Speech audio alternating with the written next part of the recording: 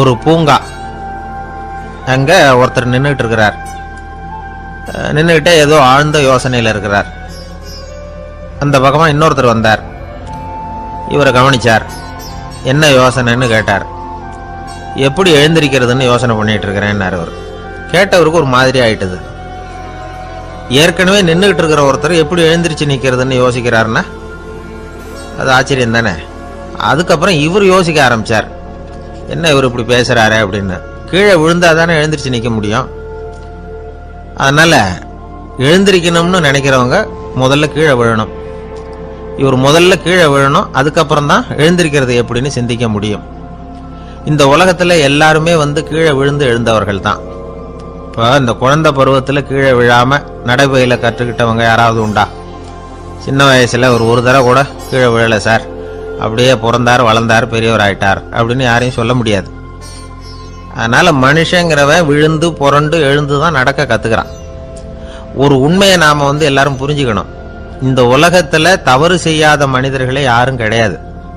அப்படி இருக்கிறப்போ எப்போதாவது நாம தவறு பண்ணிவிட்டோம்னா அதுக்காக மனசு உடைஞ்சு போயிடக்கூடாது, வாழ்க்கையில வெறுப்பு வந்துடக்கூடாது. ஒரு தவறு நடந்துட்டுதா அதுக்காக மனசு உடைஞ்சு போடாதீங்க, அதை ஒரு பாடமா எடுத்துக்கங்க. அதே தவறு மறுபடியும் நடக்காம வேணும்னா பாத்துக்கலாம், அது போதும். தடைக்கல்ல படிக்கெல்லாம் மாத்திக்கணும், இதுதான் இதுல முக்கியம். ஒரு அலுவலகம், அங்க ஒரு அதிகாரி, அவர் உயர்ந்த பதவியில் இருந்தார், சிறந்த நிர்வாகின்னு பேர் வாங்கினவர். அவர் தனக்கு கீழே வேலை செய்யறவங்க கிட்ட எல்லாம் சொல்லுவாராம், இந்த நிறுவனத்துல நீங்க எத்தனை தடவை வேணும்னாலும் தவறுகள் செய்யலாம், ஆனா ஒரே விஷயம் என்னன்னா ஒரே தவறை மறுபடியும் செய்யக்கூடாது, அது முக்கியம் அப்படின்பாராம். இதை மேம்போக்கா பார்த்தா அவர் ஏதோ தன்னுடைய ஊழியர்களை தவறு செய்ய தூண்டுறது மாதிரி தெரியும். ஆனா உண்மை அப்படி இல்லை. இன்னைக்கு என்ன நடக்குது தெரியுமா? அநேகமா எல்லா மனிதர்களுமே ஒரே தவறை தான் மறுபடியும் மறுபடியும் செய்யறாங்க. விளையாட்டு வீரர்கள் ஒரே மாதிரியான தவறுகளை திரும்ப திரும்ப செய்யறது உண்டு. கணக்கு எழுதுறவங்கள பாருங்க, ஒரே தப்ப மறுபடியும் மறுபடியும் செய்வாங்க. அலுவலகம் வருகிறவர்களை கவனிங்க, ஒரு நாள் தாமதமா வந்தா பரவாயில்ல, தினமும் தாமதமா வருவாங்க. இது மாதிரி செய்த தவறையே திரும்ப திரும்ப செய்யறதுக்கு என்ன காரணம் அப்படின்னா சோம்பல், ஞாபக மறதி, கவனக்குறைவு, தன்னுடைய திறமை பேரில் அளவுக்கு மீறிய நம்பிக்கை, இப்படி இதில் ஏதாவது ஒரு காரணமாக இருக்கலாம் அப்படிங்கிறாங்க இது பற்றி ஆய்வு செய்கிற வல்லுநர்கள். ஒரு தடவை செஞ்ச தவிர மறுபடியும் செய்யறது இல்லைன்னு முடிவு செஞ்சுக்கிட்டு அதை செயல்படுத்த கற்றுக்கணும், அது போதும், வாழ்க்கை வெற்றிகரமாக அமையும் அப்படிங்கிறாங்க அந்த அனுபவசாலிகள். அதனால் வெற்றிகரமாக வாழ்க்கையில் நடைபோட விரும்பும் இளைஞர்கள் தவிர்க்க வேண்டியது என்னன்னா, முதல்ல சோம்பலை தவிருங்கள், சுறுசுறுப்பாக இயங்குங்கள் அப்படிங்கிறது அவங்க அறிவுரை. ரெண்டாவது ஞாபக மறதி, எந்த செயல்லையும் ஈடுபாடு வேணும், அக்கறை வேணும்.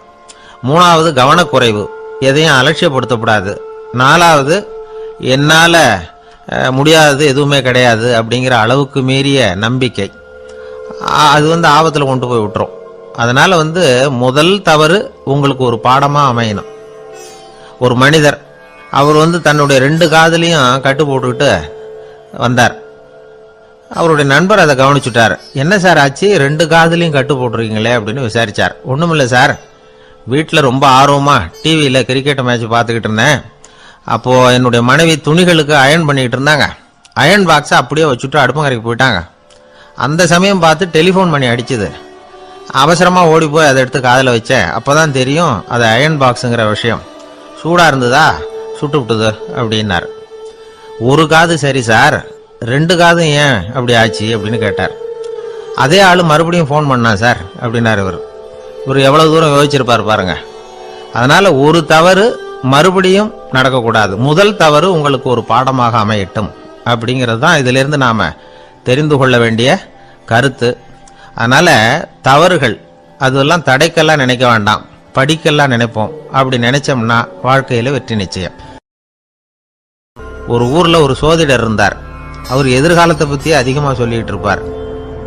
அவருடைய சோதிடத்தை எப்படியாவது பொய்யாக்கி போடணும் அப்படின்னு சொல்லி 2 இளைஞர்கள் தீர்மானம் பண்ணிட்டாங்க. அதுக்காக ஒரு திட்டம் போட்டாங்க. அது குளிர்காலம். ஒரு இளைஞன் பெரிய கோட்டு ஒன்ன சட்டைக்கு மேல போட்டுக்கிட்டான். அந்த மேல் கோட்டுக்கு உள்ள ஒரு புறாவை மறைச்சு வச்சுக்கிட்டான். 2 பேரும் அந்த சோதிடர் வீட்டுக்கு போறாங்க. அவரை பார்த்தாங்க. இதோ பாருங்க, இந்த கோட்டுக்குள்ள ஒரு புறாவை மறைச்சு வச்சிருக்கிறோம். அந்த புறா இப்போ உயிரோட இருக்கா, இறந்து போச்சா, இதை நீங்க சொல்லணும். சரியா சொல்லிவிட்டா உங்க ஜோசியத்தை நம்புறோம் அப்படின்னாங்க.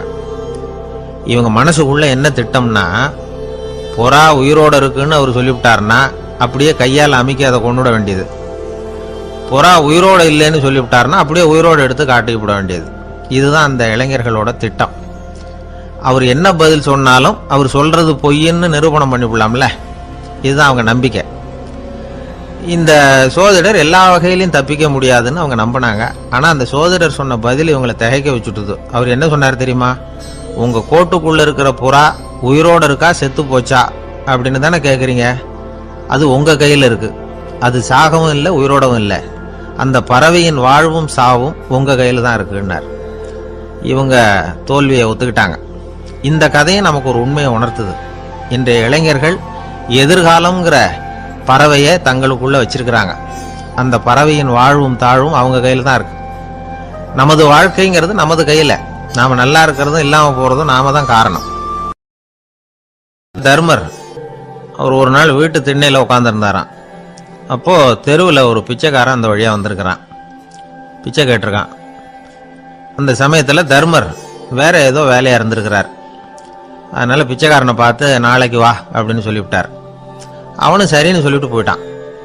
பீமன் இதை பார்த்துக்கிட்டு இருந்தான். உடனே அவன் என்ன செஞ்சான் தெரியுமா? ஒரு முரசை எடுத்துக்கிட்டு கிராமத்தை நோக்கி ஓடனான். முரசை அடிச்சுக்கிட்டு ஏதோ சொல்ல ஆரம்பிச்சிட்டான். தர்மருக்கும் இது தெரிய வந்தது. அவருக்கு ஒன்றும் புரியல. என்னாச்சு உனக்குன்னு கேட்டார். பீமன் சொன்னான், நான் கிராம மக்களுக்கு ஒரு செய்தியை தெரிவிக்க போறேன் அப்படின்னா. என்ன செய்தின்னார். எங்க அண்ணன் காலத்தை வென்றுட்டார் அப்படிங்கிற செய்தியை சொல்ல போறேன்னா. நான் காலத்தை ஜெயிச்சுட்டேனா, எதனால் அப்படி சொல்ற அப்படின்னு கேட்டார். நீங்க பிச்சைக்காரனை நாளைக்கு வர சொன்னீங்களே, அதனால தான் அப்படின்னா. அதனால என்னன்னார். நீங்க அவனை நாளைக்கு வான்னு சொன்னீங்க. நீங்க நிச்சயமா நாளைக்கு இருப்பீங்களா? அந்த பிச்சைக்காரனும் நாளைக்கு உயிரோட இருப்பானா? நாளைக்கு நீங்க இருந்தாலும் பிச்சை போடக்கூடிய மனோபாவம் உங்களுக்கு இருக்குமா? பிச்சை நிச்சயம் போடுவீங்களா? நாளைக்கு வரைக்கும் அவன் பிச்சைக்காரனாவே இருப்பாங்கிறது என்ன நிச்சயம்? நாளைக்கு உங்க சந்திப்பு நிச்சயம் நடக்குமா? அதனாலதான் நீங்க காலத்தை ஜெயிச்சுட்டீங்க அப்படின்னு சொல்லி அவ்வளவு நிச்சயமா நான் முடிவு பண்ணிவிட்டேன். அப்படி நீங்க நினைச்சதுனாலதான் அவனை நாளைக்கு வர சொல்லியிருக்கிறீங்க. இது எவ்வளவு பெரிய விஷயம். இதை மற்றவங்களுக்கு சொல்லாம இருக்கலாமா? நேரம் ஆயிட்டுது, நான் உடனே ஊருக்குள்ள போய் இதை சொல்லணும். தாமதிக்க முடியாது. ஏன்னா இந்த நேரம் கடந்துட்டுதுன்னா அடுத்த நாழிகை எனக்கு கிடைக்குங்கிறது நிச்சயம் இல்லை அப்படின்னு பீமன் சொல்லி முடிச்சுட்டு புறப்படுறதுக்கு தயாரானான். தர்மர் அவசரமா குறுக்கிட்டார். தம்பி, கொஞ்சம் பொறு, நான் தவறு பண்ணிட்டேன். பரிபூர்ண சுதந்திரம் பெற்ற மனிதன் தான் அப்படி பேச முடியும், அப்படி வாக்குறுதி தர முடியும். அந்த பிச்சைக்காரனை இப்பவே கூப்பிடு, ஏதாவது உடனே கொடுத்து அனுப்பி வச்சு விடுறேன். நாளைக்கு என்ன நடக்கும்ங்கிறது யாருக்கு தெரியும் அப்படின்னார். இந்த கதையிலிருந்து நாம உணர்ந்து கொள்ள வேண்டிய உண்மை என்ன தெரியுமா? நிகழ்காலம் ஒண்ணுதான் நம்ம கையில் இருக்கிறது. அதை தவற விடாமல் சரியா பயன்படுத்திக்கணும். கடந்த காலம்ங்கிறது திரும்பி வர போறதில்ல. எதிர்காலம்ங்கிறது இப்ப நம்ம கிட்ட கிடையாது. அதனால நிகழ்காலத்தை தான் நாம பயன்படுத்திக்க முடியும். கொஞ்சம் தூரத்துல நாம நிக்கிறோம். எட்டத்துல இருந்துகிட்டு அவரை கவனிக்கிறோம். அவர் போன்ல பேசுறத, அவர் பேசுகிற வார்த்தைகள் என்ன அப்படிங்கறது நம்ம காதுல விழல. ஆனாலும் அவர் பேசிக்கிட்டு இருக்கிறது நல்ல செய்தியா கெட்ட செய்தியா அப்படிங்கிறத நம்மால யூகிக்க முடியும். மகிழ்ச்சியான செய்தியை பேசும்போது முகம் மலருது, புன்னகை பூக்குது.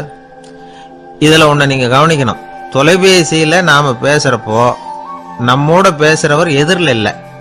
அவர் தொலைபேசி வழியா நம்ம குரலை மட்டும்தான் கேட்க போறார். நம்ம முகத்தை அவர் பார்க்க போறதில்ல. அப்படி இருந்தோம், அப்ப நம்ம முகம் ஏன் மலரணும் அப்படின்னா இதுதான் உடல் மொழி, பாடி லாங்குவேஜ் அப்படின்னு சொல்றாங்க. நம்ம அறியாமலேயே நம்ம உடம்பு செய்திகளை தெரிவிக்குது பாருங்க, அதுதான் உடல் மொழி. ஒரு மனிதர் தொலைபேசியில பேசிக்கிட்டு இருக்கிறத நீங்க தூரத்துல இருந்து கவனிச்சுக்கிட்டே அவர் நண்பரோட பேசுறாரா, மனைவியோட பேசுறாரா, குழந்தையோட பேசுறாரா, இல்ல மேல் அதிகாரி கிட்ட பேசுறாரா, அல்லது அவருக்கு கீழே பணிபுரிகிறவர்கள் கிட்ட பேசுறாரா அப்படிங்கிறத கண்டுபிடிக்கலாம். அதுக்கு காரணம் அவருடைய உடல் மொழி. இந்த உடல் மொழி கூட நம்ம வாழ்க்கையின் முன்னேற்றத்துக்கு பயன்படும். இதை பத்தியெல்லாம் கூட சில நிபுணர்கள் ஆராய்ச்சி பண்ணி பார்த்துருக்கிறாங்க. அவங்க சில விவரங்களை சொல்றாங்க. குறிப்பா ஒருத்தர் தன்னுடைய நாற்காலியில கிட்டத்தட்ட படுத்துக்காத குறையா உட்காந்துருக்கிறாருன்னு வச்சுக்கோங்க, எதிர இருக்கிறவர் பேசுறது அவருக்கு பிடிக்கலன்னு அர்த்தமா.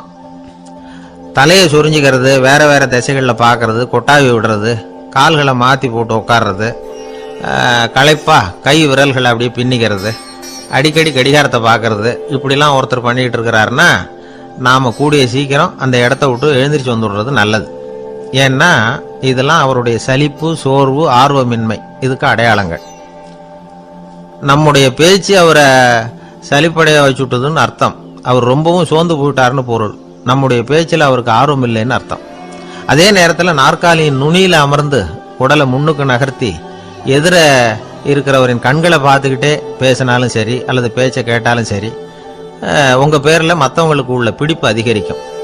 நாம் எப்படிப்பட்டவருங்கிறத நம்ம உடம்பும் நடை உடை பாவனையும் அடுத்தவங்களுக்கு காட்டி கொடுத்துரும். உங்கள் உடம்பு, உங்கள் பார்வை, நடை, உட்கார்ற விதம், இதை வச்சுக்கிட்டே நீங்கள் பொறுப்புள்ளவரா, முரடரா, அலட்சியமானவரா, மரியாதை தெரிஞ்சவரா, அடக்கமானவரா, நம்பிக்கைக்கு உரியவரா, நாணயம் இல்லாதவரா, பயந்தவரா, திறமசாலியா, அப்பாவியா அப்படிங்கிறதையெல்லாம் கண்டுபிடிச்சிடலாம். அதனால் இந்த உடல் மொழியை புரிஞ்சுக்கிட்டு நம்மளை கொஞ்சம் சரிப்படுத்திக்கிட்டோம்னா வாழ்க்கையில் சுலபமாக பல காரியங்களை சாதிக்க முடியும். ஒரு மனநல மருத்துவமனை, அங்கே ஒருத்தர் ஒரு நாற்காலியில் உட்காந்துக்கிட்டு கார் ஓட்டுறது மாதிரி அப்படி பாவனை பண்ணிகிட்டு இருந்தார்.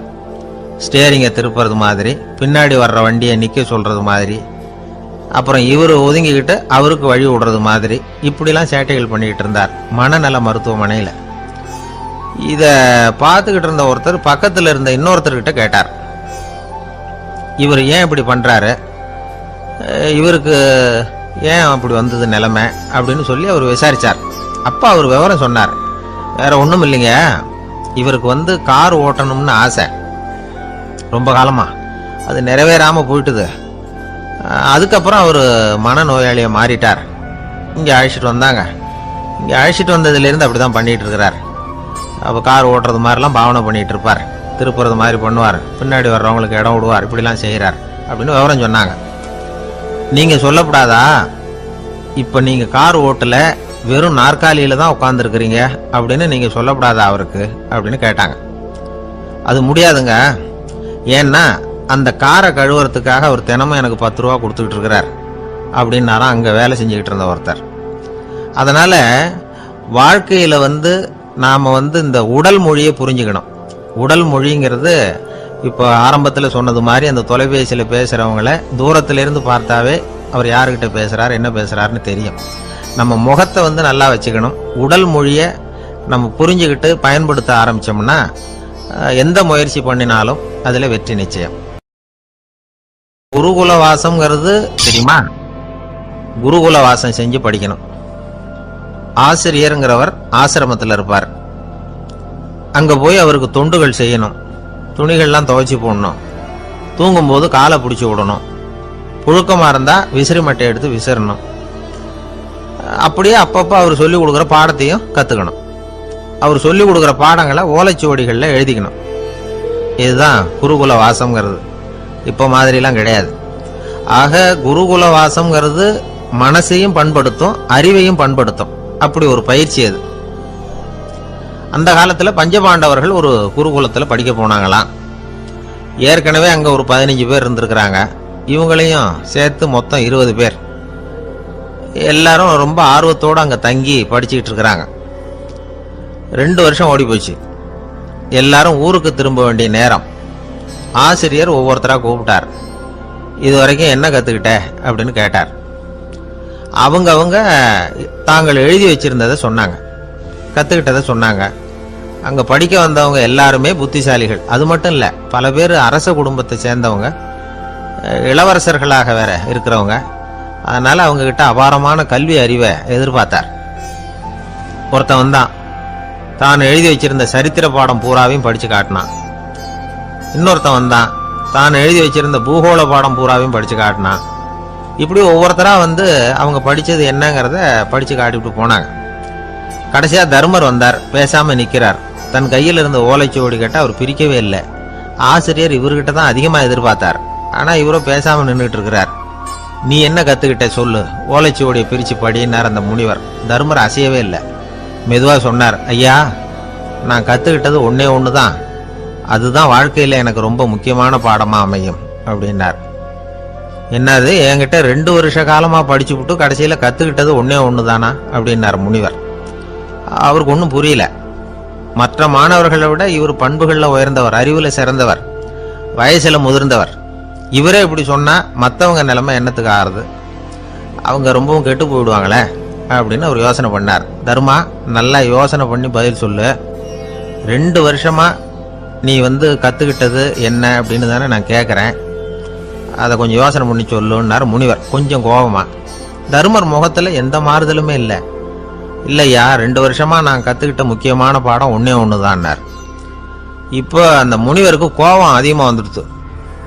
ஏன்பா, உனக்கு வெக்கமா இல்லையா? உன்னை விட வயசில் குறைஞ்சவங்க எவ்வளவு பாடம் கற்றுக்கிட்டு இருக்கிறாங்க, எவ்வளவு விரிவாக அவங்க படித்து காட்டினாங்க. நீயும் கூட நிறைய குறித்து வச்சிருக்கிற போல இருக்க, அதை ஏன் பிரித்து படிக்கக்கூடாது அப்படின்னார். ஐயா, நான் சொல்கிறது உங்களுக்கு ஏமாற்றமாக இருந்தால் என்னை மன்னிக்கணும். நான் ரொம்ப முக்கியமாக கற்றுக்கிட்டு இருக்கிறது ஒன்றே ஒன்று தான், மற்ற எதையும் சொல்கிறதுக்கு விரும்பலைன்னார். மாணவர்கள்லாம் சிரிச்சுட்டாங்க. முனிவருக்கு கோபம் அளவுக்கு மீறி வந்துட்டு ஓங்கி அரைஞ்சு விட்டார் தர்மரை அவர் கன்னத்தில். தர்மர் கண்ணை செவந்து போட்டுது, கண்கள் கலங்கி போச்சு. ஆனாலும் அவர் அமைதியை இழக்கலை, தலை குனிஞ்சு நிற்கிறார். இவருடைய புடிவாதம் முனிவருக்கு இன்னும் ஆத்திரத்தை உண்டாக்கி விட்டது. இன்னொரு கண்ணத்திலே அரைஞ்சார். எல்லாரும் பயந்து போய் அமைதியாக நின்றுட்டு இருக்கிறாங்க. முனிவர் கத்துறார், அப்படி நீ கற்றுக்கிட்ட அந்த முக்கியமான பாடம் தான் என்ன, அதையாவது சொல்லு அப்படின்னார். ஐயா, அதை மட்டும் ஒரு ஓலைச்சுவடியில் தனியாக குறித்து வச்சிருக்கிறேன், இந்தாங்க, இதை நீங்களே படித்து பாருங்கன்னார். தர்மர் ஓலைச்சுவடியை நீட்டினார். முனிவர் அதை வாங்கி பிரித்தார், சத்தம் போட்டு படித்தார். என்ன எழுதியிருக்காருன்னா, எப்படிப்பட்ட சோதனை ஏற்பட்டாலும் நிதானம் இழந்து கோபத்துக்கு ஆளாகக்கூடாது அப்படின்னு. இதான் அந்த ஓலைச்சுவடியில் அவர் எழுதி வச்சிருந்தது. அந்த ஒரு கணத்திலேயே முனிவரும் எல்லா மாணவர்களும் தர்மரை புரிஞ்சுக்கிட்டாங்களாம். அவர் கற்றுக்கிட்டது ஏட்டு சுரக்காய் இல்லை, வாழ்க்கையில் பயன்படக்கூடிய முக்கியமான அனுபவ பாடம். முனிவர் கண்களில் கண்ணீர். தர்மரை அன்போடு கட்டி தழுவிக்கிட்டார். அப்புறம் சொன்னார், தர்மா, என்னை மன்னிச்சிரு, நீ மாணவன் இல்லை, ஆசிரியன். நான் இதுவரைக்கும் தெரிஞ்சிக்காத அனுபவ பாடத்தை நீ இப்போ எனக்கு கற்றுக் கொடுத்துட்ட அப்படின்னு சொன்னாராம். அதனால நிதானம் தவறக்கூடாதுங்கிறது ரொம்ப முக்கியமான ஒரு செய்தி. ஒரு ஆசிரியர் மாணவனை ஒரு கண்ணத்தில் ஓங்கி அரைஞ்சுட்டார். இவன் நிதானம் தவறல, அமைதியாக நின்றுக்கிட்டு இருந்தான். அவர் ஒரு தடவை அரைஞ்சதும் எப்படி உன்னால நிதானம் தவறாமல் இருக்க முடிஞ்சுது அப்படின்னு கேட்டாங்க நண்பர்கள். அவன் சொன்னான், நான் நிதானம் தவறி இருந்தா எங்கள் வாத்தியார் இன்னொரு கண்ணத்துலேயும் அரைஞ்சிருப்பார், அது அதை விட பலமாக இருக்கும், அதனால தான் நான் அப்படி இருந்தேன் அப்படின்னு நானா.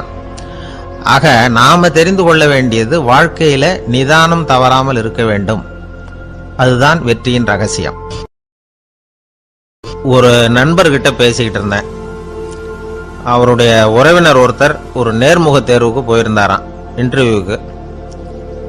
ரொம்பவும் பொறுப்பாகவும் கவனமாகவும் செயல்பட வேண்டிய பதவிக்கான நேர்காணல் அது. இவர் எழுத்து தேர்வில் ஏராளமான மதிப்பெண்கள் வாங்கிவிட்டார். அதனால் அதை பற்றி கவலை இல்லை. இப்போ நேர்முக தேர்வில் தேர்வு பெறணும். ஏராளமான சான்றிதழ்கள் வச்சிருந்தார். நேர்காணலில் கேட்கப்பட்ட எல்லா கேள்விகளுக்கும் சரியான பதில தான் சொன்னார். இருந்தாலும் பாருங்க, அந்த நேர்முக தேர்வில் அவர் தேர்ந்தெடுக்கப்படலை. என்ன காரணம் அப்படின்னு பின்னாடி விசாரிச்சப்போ தான் விவரம் தெரிஞ்சுதான். அது என்ன ஆயிருக்குதுன்னா, அந்த நேர்காணலின் போது இவர் நடந்துகிட்ட முறையில் சில தவறுகள் நடந்து போச்சான். முக்கியமா 2 தவறுகள். ஒன்று, அவங்க ஒரு கேள்வியை கேட்டு முடிக்கிறதுக்குள்ளேயே இவர் பதில் சொல்ல ஆரம்பிச்சுட்டாராம். 2வது என்னன்னா, இவர் நாற்காலியில தாராளமா இயல்பா சாஞ்சி உட்காராம நாற்காலி முனையில உட்கார்ந்துருந்தாராம். இந்த 2 விதமான செயல்பாடுகளும் இவர் அவசரப்படுறவர், பதற்றப்படுறவர் அப்படிங்கிறதுக்கான அடையாளங்கள். அதாவது கேள்வியை கேட்டு முடிக்கிறதுக்குள்ளேயே முந்திக்கிட்டு பதில் சொல்றது. 2வது, நாற்காலியில இயல்பா தாராளமா உட்காராம நாற்காலி முனையில உட்கார்றது. பார்க்க போற வேலைக்கு அவசரம், பதற்றம் இது 2 இருக்கப்படாதான். அதனால மார்க் இருந்தும் சர்டிபிகேட் இருந்தும் அந்த வேலை வாய்ப்பு அவருக்கு கிடைக்கல. வேலை கொடுக்கறவங்க நம்ம கிட்ட இருந்து என்னதான் எதிர்பார்க்கறாங்க, இதை தெரிஞ்சு வச்சுக்கிறது நல்லது. முதல்ல மற்றவர்களுடன் தொடர்பு கொள்ளும் திறமை, அதாவது எபிலிட்டி டு கம்யூனிகேட். நீங்க நினைக்கிறத அழகா தொகுத்து வகைப்படுத்தி சொல்ல தெரியுதான்னு பார்ப்பாங்க. உங்க திட்டங்களை அடுத்தவங்க ஏற்றுக்கொள்ளக்கூடிய விதத்துல வெளிப்படுத்துறதுக்கு உங்களால முடியுதான்னு பார்ப்பாங்க. இதுக்கு என்ன செய்யறது? குழப்பம் இல்லாமல் சிந்திக்கணும், குழப்பம் இல்லாமல் பேசணும். ரெண்டாவது விஷயம் என்னன்னா புத்திசாலித்தனம், அதாவது இன்டெலிஜென்ஸ். ஏத்துக்க போற வேலையை நல்ல விதமா செய்ய முடியுமா உங்களால? அதை எந்தெந்த வழியில செய்யலாம் அப்படிங்கிறத உங்களால தீர்மானிக்க முடியுமா? அந்த வேலைக்கான புது புது யோசனைகளை உங்களால சொல்ல முடியுமா அப்படின்னு பார்ப்பாங்க. இது இன்டெலிஜென்ஸ். மூணாவது தன்னம்பிக்கை, அதாவது செல்ஃப் கான்ஃபிடன்ஸ். உங்களுக்கு அது உண்டா அப்படிங்கிறத கவனிப்பாங்க. எந்த சூழ்நிலையையும் சமாளிக்கணும், எப்படிப்பட்ட மனிதர்களையும் சமாளிக்கிற தைரியம் வேணும், அடுத்தவங்களை நமக்கு சாதகமா திருப்பக்கூடிய தன்னம்பிக்கை வேணும். நாலாவது பொறுப்புகளை முன்வந்து ஏற்றுக்கொள்ளுதல், வில்லிங்னஸ் டு அக்செப்ட் ரெஸ்பான்சிபிலிட்டி. பொறுப்புகள்ல இருந்து நழுவி போக ஆசைப்படாம செஞ்சு முடிக்கணும். அஞ்சாவது முன் வருதல், இனிஷியேட்டிவ். வேலையோட முக்கியத்துவம் உணர்ந்து அதை ஏத்துக்கிட்டு தகுந்த நடவடிக்கைகளை தயங்காம எடுக்கிறதுக்கு முன் வரணும். ஆறாவது என்னன்னு கேட்டீங்கன்னா தலைமைத்துவம், லீடர்ஷிப். 4 பேருக்கு தலைமை தாங்கி நல்ல விதத்துல நடந்துக்க தெரியுதா? ஏழாவது கற்பனை திறன், இமேஜினேஷன். சில பிரச்சனைகள் வரக்கூடும் அப்படின்னு முன்கூட்டியே யூகிச்சு அதுக்கு தகுந்த மாதிரி நடவடிக்கை எடுக்கிற திறமை உண்டா அப்படிங்கிறத பார்ப்பாங்க. எட்டாவது என்னன்னா வளைந்து கொடுத்தல், பிளெக்சிபிலிட்டி. சூழ்நிலைக்கு தகுந்த மாதிரி, மாற்றங்களுக்கு தகுந்த மாதிரி அனுசரித்து நடந்துக்கிறதுக்கு தெரியுதா அவங்களுக்கு அப்படிங்கிறத கவனிப்பாங்க. அடுத்தது திறமைகளை வெளிக்கொணரும் திறமை, இன்டர்பர்சனல் ஸ்கில்ஸ்.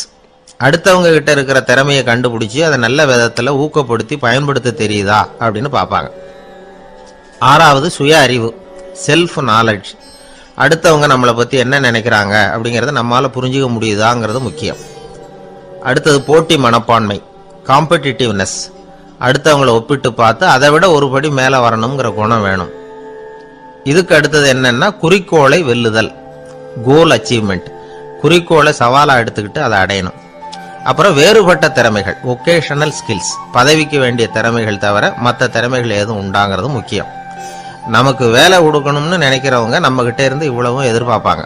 அதுக்கு தகுந்த மாதிரி நம்மளை நாமே தயார்படுத்திக்கணும். எனக்கு வேண்டப்பட்ட ஒருத்தர் ஒரு இன்டர்வியூக்கு போயிட்டு வந்தார், நேர்காணலுக்கு. எப்படி இருந்தது இன்டர்வியூன்னு விசாரித்தேன். நான் போனேன். அவர் கேட்ட எல்லா கேள்விக்கும் அவர் எதிர்பார்த்தது மாதிரியே எல்லா பதிலையும் சொன்னேன். கடைசியாக நான் எதிர்பார்க்காத ஒரு தகவலை அவர் சொன்னார் அப்படின்னார். என்னன்னு கேட்டேன். அவரும் என்ன மாதிரியே இன்டர்வியூக்கு வந்தவர் தானா, சும்மா என்ன கேள்வி கேட்டுக்கிட்டு உட்காந்துருந்தாராம் அப்படின்னார்.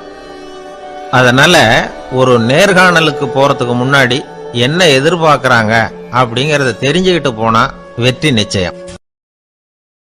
வாழ்க்கையில ரொம்பவும் அடிபட்டு அல்லல் போட்டுக்கிட்டு இருக்கிற ஒருத்தர் வந்தார். மனசு ரொம்பவும் நொந்து போய் பேசினார். இந்த உலகத்துல மனுஷனா பிறந்ததை விட மாடா பிறந்திருக்கலாம் சார் அப்படின்னார். திடீர்னு என்கிட்ட இப்படி சொன்னா அதுக்கு நான் என்னங்க பண்ண முடியும் அப்படின்னேன். உங்ககிட்ட வரணும்னு தோணுச்சு, அதனால வந்தேன் அப்படின்னார். சரிங்க, இப்படி ஒரு யோசனை வந்ததுக்கு என்ன காரணம் அப்படின்னு சொல்லி அவர்கிட்ட கேட்டேன். அதுக்கு அவர் சொன்னார், என் பையனுக்கு வேலை தேடுறேன் கிடைக்கல, பொண்ணுக்கு மாப்பிள்ளை தேடுறேன் கிடைக்கல, வீடு கட்டுறதுக்கு கடன் கேட்குறேன் கிடைக்கல. மாடா பிறந்திருந்தா இது மாதிரி கவலையெல்லாம் கிடையாதுல்ல, பேசாம வைக்கோலை தின்னுக்கிட்டு அசை போட்டுக்கிட்டே கடந்து விடலாமே அப்படின்னாரு அலட்சியமா. அதுக்கப்புறம் தான் அவர் சொன்ன கருத்தை நானும் கொஞ்சம் அசை போட ஆரம்பிச்சேன் மனசுக்குள்ள. இப்போ இயற்கையை பொறுத்த வரைக்கும் அது நாம எல்லாரும் மகிழ்ச்சியா வாழணும் அப்படின்னு தான் விரும்புது. விலங்குகள், பறவைகள், தாவரங்கள், அப்புறம் மற்ற உயிரினங்கள் எல்லாமும் நல்லபடியா இருக்கணும் அப்படிங்கிறது தான் இயற்கையோட விருப்பம். அதுல ஒன்றும் சந்தேகம் இல்லை. இயற்கையோட அமைப்பை கொஞ்சம் கவனிச்சு பார்த்தா அதை நாம நல்லா புரிஞ்சுக்கலாம்.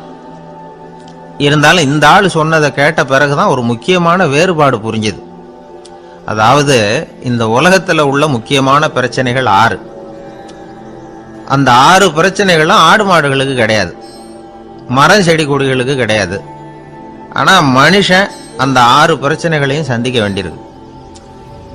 சரி, அந்த 6 பிரச்சனைகள் என்னென்ன தெரியுமா? முதல்ல இந்த ஆடு மாடுலாம் நமக்குன்னு சொந்தமா ஒரு வீடு இல்லையே அப்படின்னு கவலைப்பட்டுக்கிட்டு இருக்கிறது இல்லை. ஆனா மனிதனுக்கு வீடு தேவைப்படுது. இது ஒரு வித்தியாசம். இப்ப 2வது பிரச்சனை என்னன்னா ஆடை பிரச்சனை.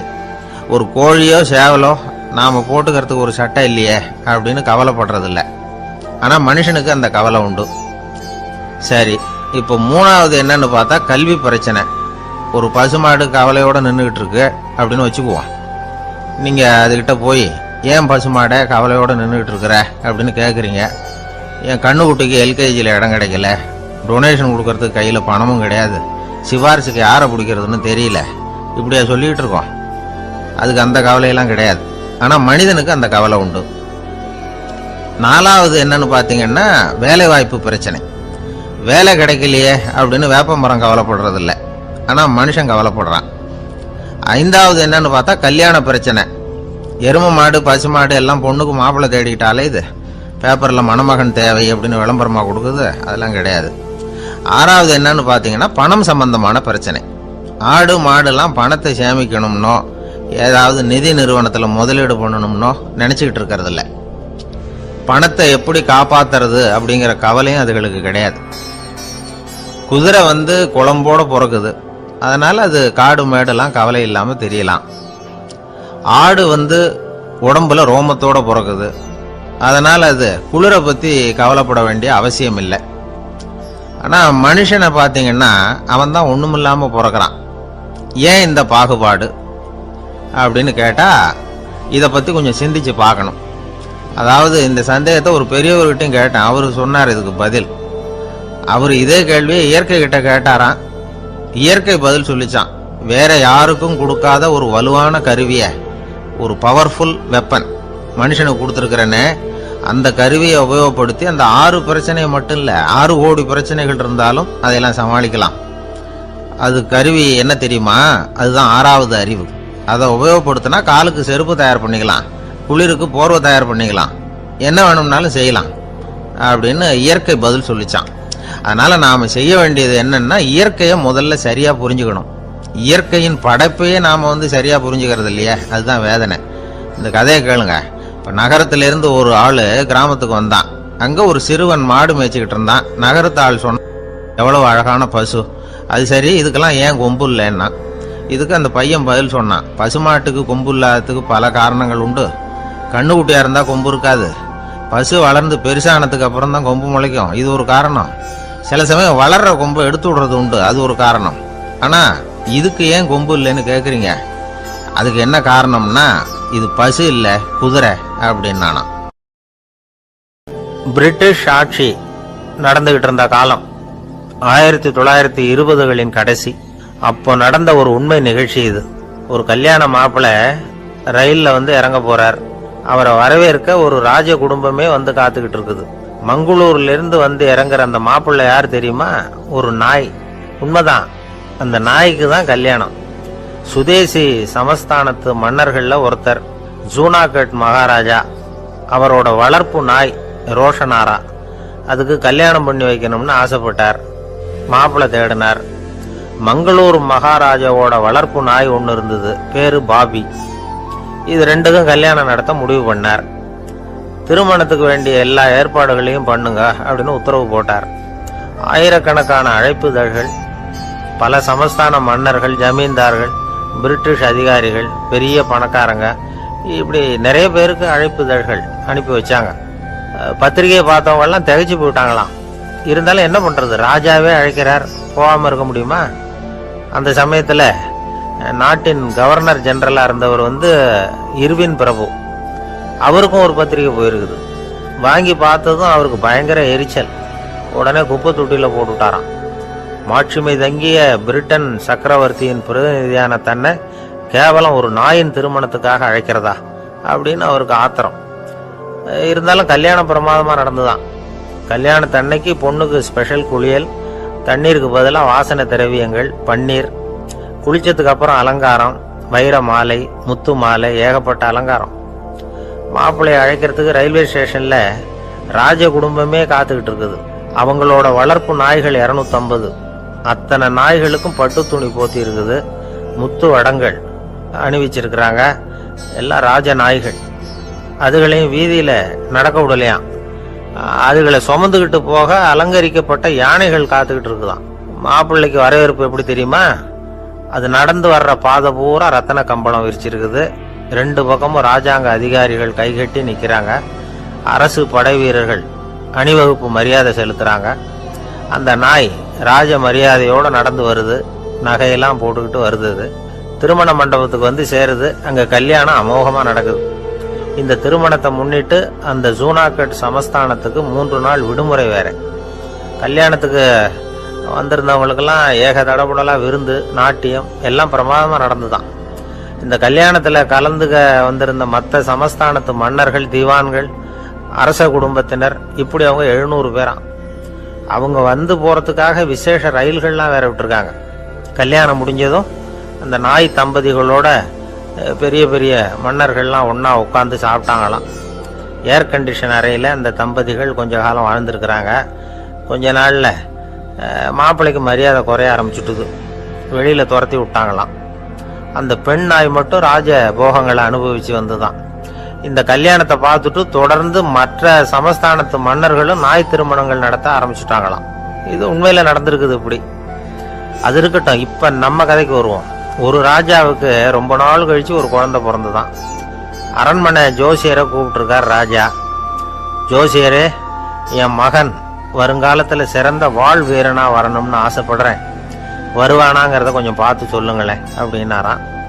ஜோசியர் சொன்னார், மன்னா, உங்கள் புள்ள வாழ் வீரனாக வர்றது கஷ்டம். ஆனால் அவரும் உங்களை மாதிரியே நாய்க்குட்டிகள் பேரில் பிரியமாக இருப்பார், அதுகளுக்கு கல்யாணமும் பண்ணி வைப்பார் அப்படின்னாராம். அது எப்படி கண்டுபிடிச்சிங்க அப்படின்னு கேட்டிருக்கார் ராஜா. அரசே, உங்கள் பிள்ளைக்கு வாழ் மேலே உள்ள பிரியத்தை காட்டிலும் நாய் மேலே உள்ள பிரியம் அதிகம்ங்கிறதுக்கான அறிகுறி இப்போவே தெரியுது. நல்லா கவனித்து பாருங்க. அவர் வாழ்ன்னு கத்துறாரு அப்படின்னாரு. கவனித்து பார்த்துட்டு அப்படி எனக்கு காதில் விழலையே அப்படின்னாராம் மன்னர். அதனால தான் சொன்னேன், அவர் கத்துறது வாழ்ன்னு கத்தல, வள்ளுன்னு கத்திக்கிட்டு இருக்கார், அதனால தான் அப்படி சொன்னேன் அப்படின்னாராம் அரண்மனை ஜோசியர். அங்கே ஒரு புதர் தெரியுது இல்லையா? இந்த புதருக்குள்ள ஒரு சிங்கம் இருக்கு. அந்த பக்கமாக நான் போகிறப்போ வர்றப்போலாம் அது என்கிட்ட ஒம்பு வளர்க்குது, தகராறு செய்யுது, என் மேலே பாயுது, என்னை தாக்குது, ஏன்னு தெரியல அப்படின்னுது. இதை கேட்டதும் அந்த குரங்கு சொல்லிச்சு, இனிமேல் கவலைப்படாத, இந்த தடவை நான் உன்னை காப்பாற்றுறேன்னுது. அதுக்கப்புறம் ஒரு நாள் அந்த குரங்கும் கழுதியும் அந்த புதர் பக்கமாக போய்கிட்டு இருந்தாங்க. எதிர்பார்த்தது மாதிரியே நடந்தது. இந்த சிங்கம் எதிரில் வந்தது, கழுதியை பார்த்தது, உடனே அது மேலே பாய ஆரம்பிச்சுட்டுது. அவ்வளவுதான். உடனே இந்த குரங்கு என்ன பண்ணிச்சு தெரியுமா? கிடுகிடுன்னு ஒரு மரத்து மேலே ஏறி உட்காந்துக்கிட்டது. அங்கே உட்காந்துக்கிட்டு கீழே அந்த கழுதியும் சிங்கமும் போடுற சண்டையை வேடிக்கை பார்க்க ஆரம்பிச்சுட்டுது. கொஞ்ச நேரம் கழித்து அடிபட்ட காயத்தோடு அந்த கழுதை மெதுவாக நடந்து வந்தது. குரங்கும் மெல்ல மரத்தை விட்டு கீழே இறங்கிச்சு. இப்போ கழுதை கேட்டுது, என்னை காப்பாத்துறேன்னு சொல்லிவிட்டு காலை விட்டுட்டியே, நீ பாட்டுக்கு மரத்து மேலே ஏறி உட்காந்துக்கிட்டே, இது நியாயமானது. குரங்கு பரிதாபமாக அதை பார்த்துது. நான் மரத்து மேலே இருந்து நீங்கள் 2 பேரும் சண்டை போட்டதை பார்த்துக்கிட்டு தான் இருந்தேன். உன்னோட சத்தம் தான் அதிகமாக இருந்தது, அது நீ சிரிக்கிற மாதிரி எனக்கு கேட்டுது, அதனால் நீ தான் ஜெயிச்சுக்கிட்டு இருக்க போல இருக்கு அப்படின்னு நினச்சிவிட்டேன்னு. இன்றைக்கி பல பேர் இப்படி தான் இருக்கிறாங்களாம். யார் ஜெயிக்கிறாங்க யார் தோக்குறாங்கங்கிறத முகத்தை பார்த்து கூட கண்டுபிடிக்க முடியறதில்ல, பேசுகிற பேச்சை வச்சு கூட கண்டுபிடிக்க முடியறதில்ல. தோற்கிறவங்க கூட சிரிக்கிற மாதிரி முகத்தை வச்சுக்கிறான். இன்றைய மனிதர்கள்கிட்ட ஏகப்பட்ட முரண்பாடுகள். பொய் முகங்களோட உலவுகிறவர்கள் தான் அதிகம். உண்மை முகம் எங்கே இருக்குது அப்படிங்கிறத புரிஞ்சுக்கிட்டு நண்பர்களை தேர்ந்தெடுக்கணும் அப்படிங்கிறது ஒரு முக்கியமான கருத்து. கடவுள் இந்த உலகத்தை படைச்சு விட்டு அதுக்கப்புறமும் கொஞ்ச நாள் இங்கேயே தங்கியிருந்தாராம். அப்போ தான் அவருக்கு ஒரு உண்மை புரிஞ்சுதான், இந்த உலகத்தில் தங்கி இருக்கிறது எவ்வளவு இடைஞ்சல்னு. தினமும் மனிதர்கள் தேடி வந்து ஏதாவது புகார் சொல்லிக்கிட்டே இருந்தாங்களாம். எனக்கு அது வேணும் இது வேணும்னு கேட்டுக்கிட்டே இருந்தாங்களாம். சில பேர் வந்தாங்க, நாங்கள் வந்து விவசாயம் பண்ணுறோம், தண்ணி இல்லாமல் பயிர் காயுது, எங்களுக்கு மழை வேணும் அப்படின்னாங்க.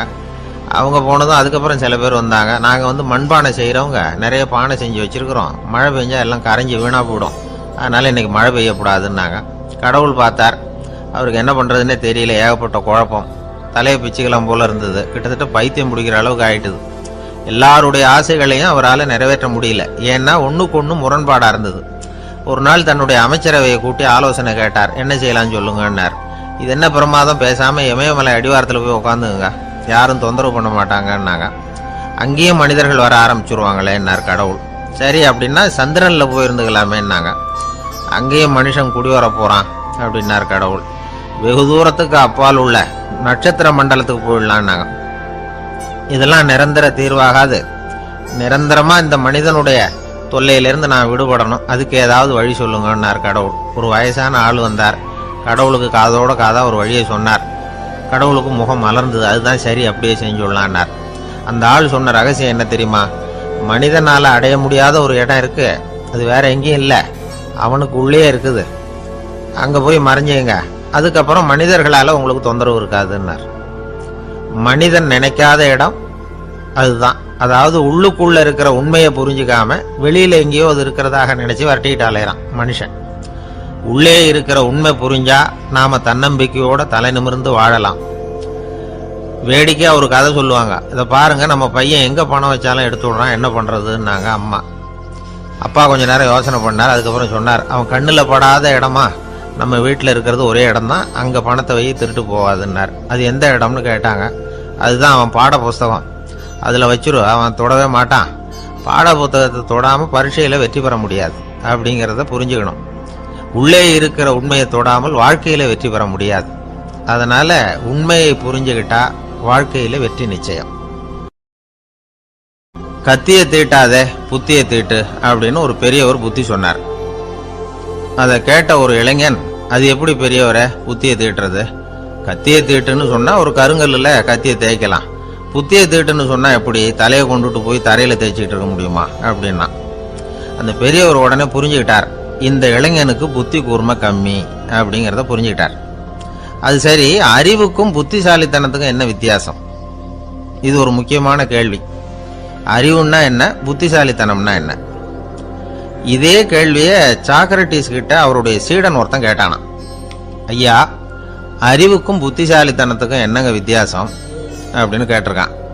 சாக்ரட்டிஸ் நிமிர்ந்து பார்த்துருக்கிறார் அந்த சீடனை. அதுக்கப்புறம் சொன்னாராம், நான் சொல்றேன் உன்னுடைய கேள்விக்கு பதில், ஆனா அதுக்கு முன்னாடி நீ ஒரு காரியம் பண்ணணும்னாராம். என்னங்க செய்யணும் சொல்லுங்கன்னு இருக்கான். அதோ பாரு, ஒரு பெரியவர் உட்காந்துருக்கிறாரு, அவர்கிட்ட போ, இங்கேருந்து பக்கத்தில் இருக்கிற அந்த கிராமத்துக்கு போய் சேர எவ்வளவு நேரம் ஆகும் அப்படின்னு கேட்டுட்டு வா அப்படி சொன்னார் சாக்ரட்டிஸ். சரின்னு சொல்லிவிட்டு இவன் போனான். அந்த பெரியவர் முன்னாடி போய் நின்னான். ஏங்க பெரியவரை, இங்கேருந்து அதோ தெரியுத அந்த கிராமத்துக்கு போய் சேர்றதுக்கு எவ்வளவு நேரம் ஆகும் அப்படின்னு கேட்டான். பெரியவர் நிமிர்ந்து பார்த்தார், ஆனால் பதில் எதுவும் சொல்லலை. இவன் மறுபடியும் ஒரு தடவை அதே கேள்வி அவர்கிட்ட கேட்டான். என்னங்க, நான் கேட்குறது உங்கள் காதில் விழுதா? அந்த கிராமத்துக்கு போய் சேர்றதுக்கு எவ்வளோ நேரம் ஆகும் அப்படின்னு சொல்லி மறுபடியும் கேட்டான். அப்பவும் அவர் பதில் சொல்லலை. உடனே அவன் மனசுக்குள்ளே முடிவு பண்ணிக்கிட்டான், சரி பெரியவர் ஒரு மாதிரியாக தெரிகிறார், புத்தி சுவாதீனம் சரியில்லாத ஒரு மாதிரி தெரியுது அப்படின்னு நினச்சிக்கிட்டே வந்த வழியிலே திரும்பி வந்துட்டான். கொஞ்சம் தூரம் நடந்திருப்பான். இப்போ அந்த பெரியவர் மறுபடியும் கூப்பிட்டார், இளைஞனே இப்படி வாழ்னார். இவனுக்கு ஒன்றும் புரியல. மறுபடியும் திரும்பி நடந்தான். அவர் முன்னாடி போய் நின்னான். பெரியவர் சொன்னார், தம்பி, இங்கேருந்து அந்த கிராமத்துக்கு போய் சேர்றதுக்கு 5 நிமிஷம் ஆகும் அப்படின்னார். இப்போ அந்த இளைஞன் அந்த முதியவரை ஒரு மாதிரியாக பார்க்க ஆரம்பித்தான். அதுக்கப்புறம் கொஞ்சம் யோசித்தான். பிறகு அவர்கிட்டே கேட்டுட்டான், ஏங்க பெரியவரை, இதே பதிலை அப்போவே என்கிட்ட சொல்லியிருக்கலாமே, என்னை திரும்பி போன்னு சொல்லிவிட்டு பாதி தூரம் போனதுக்கப்புறம் மறுபடியும் கூப்பிட்டு அதுக்கப்புறம் இப்படி சொல்கிறீங்களே, இது நியாயமா அப்படின்னா. பெரியவர் சிரிச்சார். அதுக்கப்புறம் சொன்னார், ஏன்பா நீ எவ்வளவு வேகமாக நடக்கிறேங்கிறத பார்க்காம நீ கிராமத்துக்கு போய் சேர வேண்டிய நேரத்தை எப்படி என்னால் சொல்ல முடியும்? அதனால தான் உன்னை கொஞ்சம் தூரம் நடக்க விட்டு உன்னுடைய நடையின் வேகம், அந்த கிராமம் இருக்கிற தூரம் ரெண்டையும் கணக்கு போட்டு அதுக்கப்புறம் நேரத்தை சொன்னேன்னார். சீடன் வந்து தலை குனிந்தான். அப்படியே திரும்பி வந்து சாக்ரட்டிஸ் முன்னாடி நின்னான். சாக்ரட்டிஸ் இப்போ சொல்றார், தம்பி, அதுக்கு பேர் தான் புத்திசாலித்தனம். இந்த அறிவு கூர்மை வந்து எல்லா இளைஞர்களுக்கும் வரணும் அப்படிங்கிறதுக்காகத்தான் கத்தியை தீட்டாதே புத்தியை தீட்டு அப்படின்னு பெரியவங்கள்லாம் சொல்லிட்டு இருக்கிறாங்க. புத்தியை தீட்டுறவங்கெல்லாம் வாழ்க்கையில் அறிவாளியாராங்க, தீட்டாதவங்க கோமாளியாராங்க. இதுதான் இன்னைக்கு நடக்கிறது. அதனால அறிவு கூர்மைங்கிறது வேற. இந்த காலத்து ஆசாமி ஒருத்தர் இன்னொருத்தரை பார்த்து கேட்டார், ஏங்க ஒரு விமானம் இங்கேருந்து புறப்பட்டு 2 மணி நேரத்தில் மதுரைக்கு போய் சேருது. நல்லா கவனிங்க, ஒரு விமானம் இங்கேருந்து புறப்பட்டு 2 மணி நேரத்தில் மதுரைக்கு போய் சேருது அப்படின்னா என்னோட வயசு என்னன்னு கேட்டார். இவர் கேட்கறதுல ஏதாவது அர்த்தம் இருக்கா? அதாவது இங்கேருந்து புறப்பட்டு 2 மணி நேரம் ஆகுது மதுரைக்கு போகிறதுக்கு, அப்படின்னா என் வயசு என்னன்னு கேட்குறாரு. இதை கேட்ட உடனே அவர் பதில் சொன்னார். அப்படின்னா உங்களோட வயசு 20 அப்படின்னார்.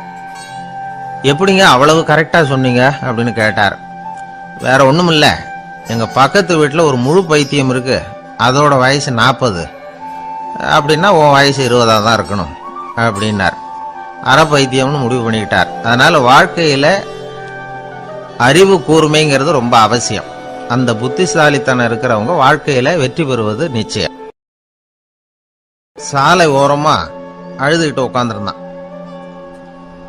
பிச்சை எடுத்து சாப்பிடுற ஒருத்தன் அந்த பக்கமா வந்தான். இவனை பார்த்தான். ஏன் அழுதுகிட்டு உட்காந்துருக்கிற, என்னாச்சு உனக்கு அப்படின்னு கேட்டான். அதுக்கு இவன் சொன்னா, என்கிட்ட ஒண்ணுமே இல்லை, நான் இந்த உலகத்துல இருந்து என்ன பிரயோஜனம், அதனால தான் அழுதுகிட்டு இருக்கிறேன் அப்படின்னா. உன்கிட்ட மறைஞ்சிருக்கிற புதையல் என் கண்ணுக்கு நல்லா தெரியுது, அது உனக்கு புரியல, அதனால தான் அழுதுகிட்டு இருக்கிற அப்படின்னா. என்னது புதையல் இருக்குதா, உன் கண்ணுக்கு தெரியுதா அப்படின்னு கேட்டான். ஆமா எனக்கு தெரியுது, அந்த புதையலை நீ விற்கிறதுக்கு தயாரா இருக்கிறியா அப்படின்னு கேட்டான் இவன். இதை கேட்டதும் அந்த இளைஞனுக்கு ரொம்ப ஆச்சரியமா போச்சு. என்னது இப்படி கேட்குறானே அப்படின்னு. என்கிட்ட ஒரு காசு கூட இல்லையே, அப்படி இருக்கிறப்போ புதையல் எங்கேருந்து வந்தது அப்படின்னா. இந்த நேரத்தில் அந்த பிச்சைக்காரன் சிரிச்சான். இப்படி தான் இந்த உலகத்தில் எல்லாரும் சொல்லிட்டு இருக்கிறாங்க, என்கிட்ட ஒன்றுமே இல்லை ஒன்றுமே இல்லைன்னு சொல்லி.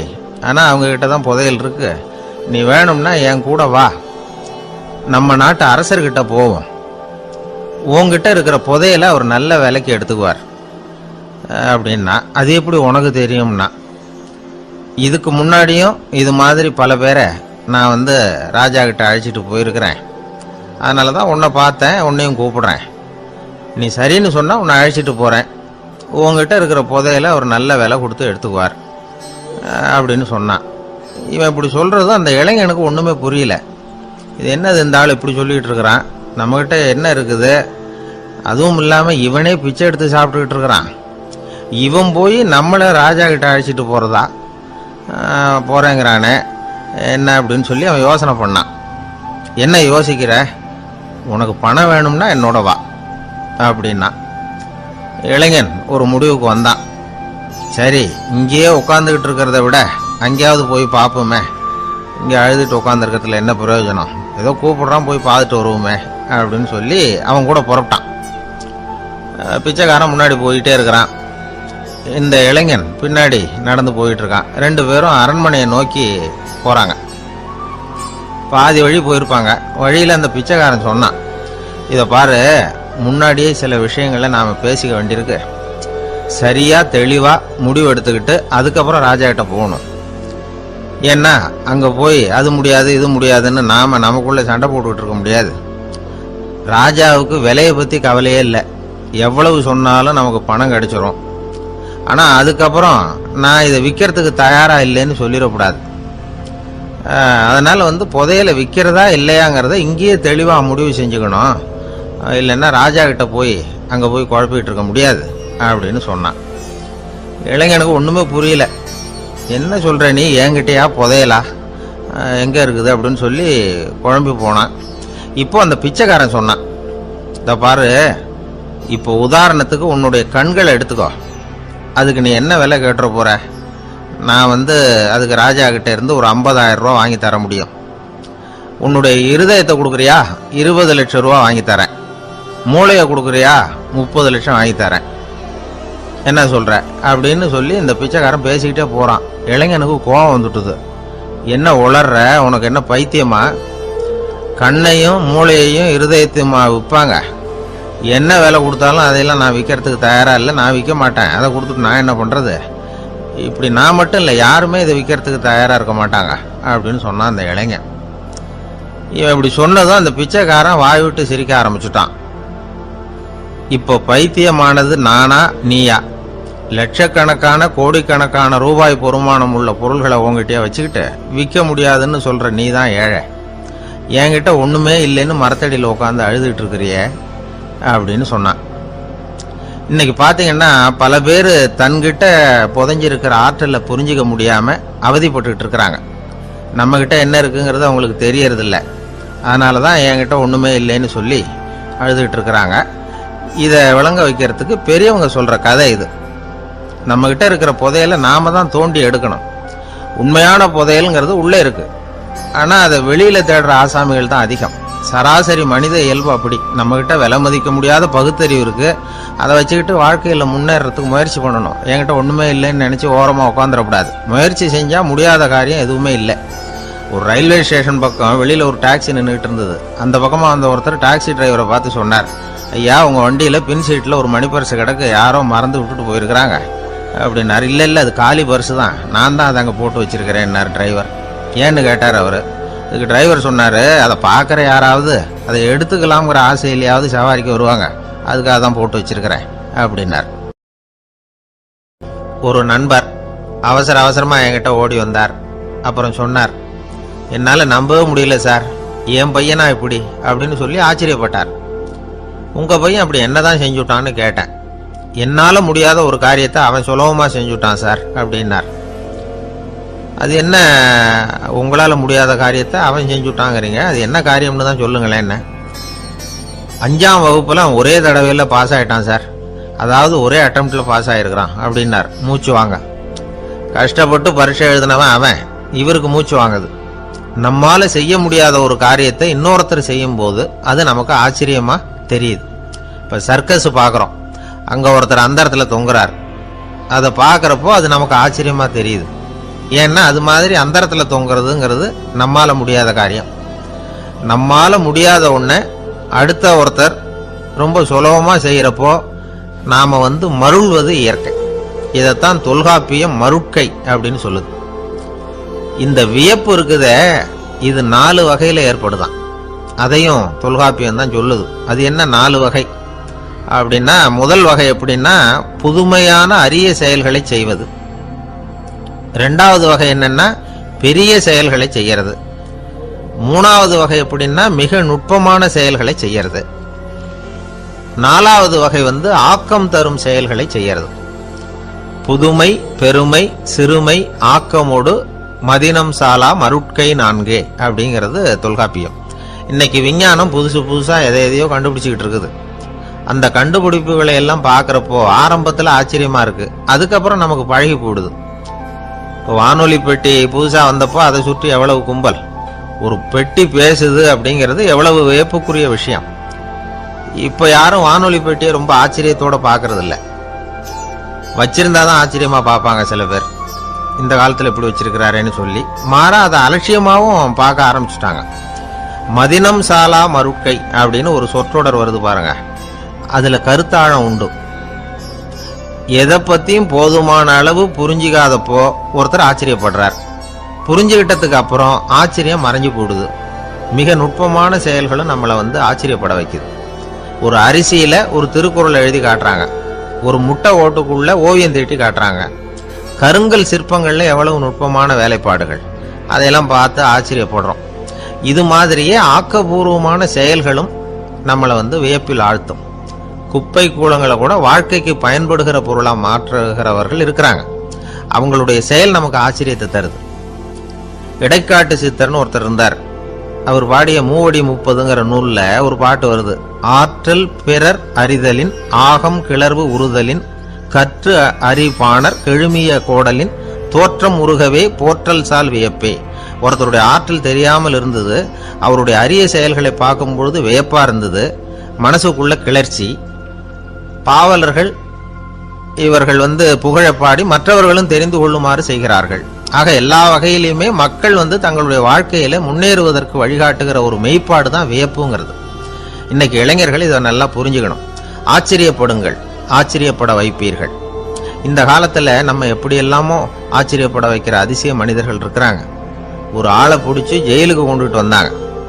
சிறை அதிகாரி அவனை ரொம்பவும் ஆச்சரியமா பார்த்தார். இவன் கேட்டான், ஏன் சார் அப்படி பாக்குறீங்க, நான் இப்ப இங்க வந்தது உங்களுக்கு ஆச்சரியமா இருக்கா அப்படின்னு கேட்டான். இதுக்கு சிறை அதிகாரி சொன்னார், நீ இப்போ இங்க வந்ததுல எனக்கு ஒன்றும் ஆச்சரியம் இல்லப்பா, ஏற்கனவே நீ இங்கிருந்து விடுதலை ஆகி போய் 6 மாசம் ஆச்சு, இவ்வளவு லேட்டா திரும்பி வர்றியா, அதுதான் எனக்கு ஆச்சரியம் அப்படின்னாராம். இது ஒரு வகையான ஆச்சரியம். ஆனா வாழ்க்கையில வியப்புங்கிறது ஒரு தேவைப்படுகிற மெய்ப்பாடு. ஆச்சரியப்படுவோம், ஆச்சரியப்பட வைப்போம். அப்படி இந்த உண்மையை புரிந்து கொண்டோம்னா நம்ம வாழ்க்கையில வெற்றி நிச்சயம். ஒரு சின்ன பையன் வந்தான். அவனை பார்த்து ஒரு கேள்வி கேட்டோம். ஏன்ப்பா உங்க வீட்டுல அம்மா புத்திசாலியா அப்பா புத்திசாலியா அப்படின்னு. அவன் அலட்சியமா நம்மளை பார்த்து சிரிக்கிறான். என்ன சார் இது, இந்த காலத்துல இது கூட தெரியாம இருக்கிறீங்களே அப்படிங்கிறான். ஒரு சின்ன பையன் நம்மளை பார்த்து இப்படி கேட்டு விட்டானே அப்படின்னு நினைக்கிறப்போ நமக்கு ஒரு மாதிரி ஆயிடும். அதுக்கப்புறம் தான் இந்த தாத்தா பாட்டி எல்லாம் சொல்ற ஒரு கதை ஞாபகத்துக்கு வந்தது. அது என்ன கதை தெரியுமா? ஒரு ஊர்ல ஒரு அம்மாவும் பிள்ளையும் இருந்தாங்களாம். அந்த மகனுக்கு திடீர்னு தேசாந்திரம் போய் வரணும்னு ஆசை வந்துட்டுது. ஊரா போய் சுத்தி பார்க்கணுங்கிற ஆசை. அந்த அம்மாவுக்கு இது பிடிக்கல. மகனை புரிஞ்சு இருக்கிறதுக்கு அவங்க மனசு இடம் கொடுக்கல. வேணாப்பான்னு சொல்லி பார்த்தாங்க, அவன் கேட்கல. திடீர்னு புறப்படவும் செஞ்சுட்டான். சரி, இனிமே அவனை தடுக்க முடியாதுன்னு முடிவு பண்ணிட்டாங்க அந்த அம்மா. இருந்தாலும் புத்திசாலித்தனமா ஒரு யோசனை பண்ணாங்க.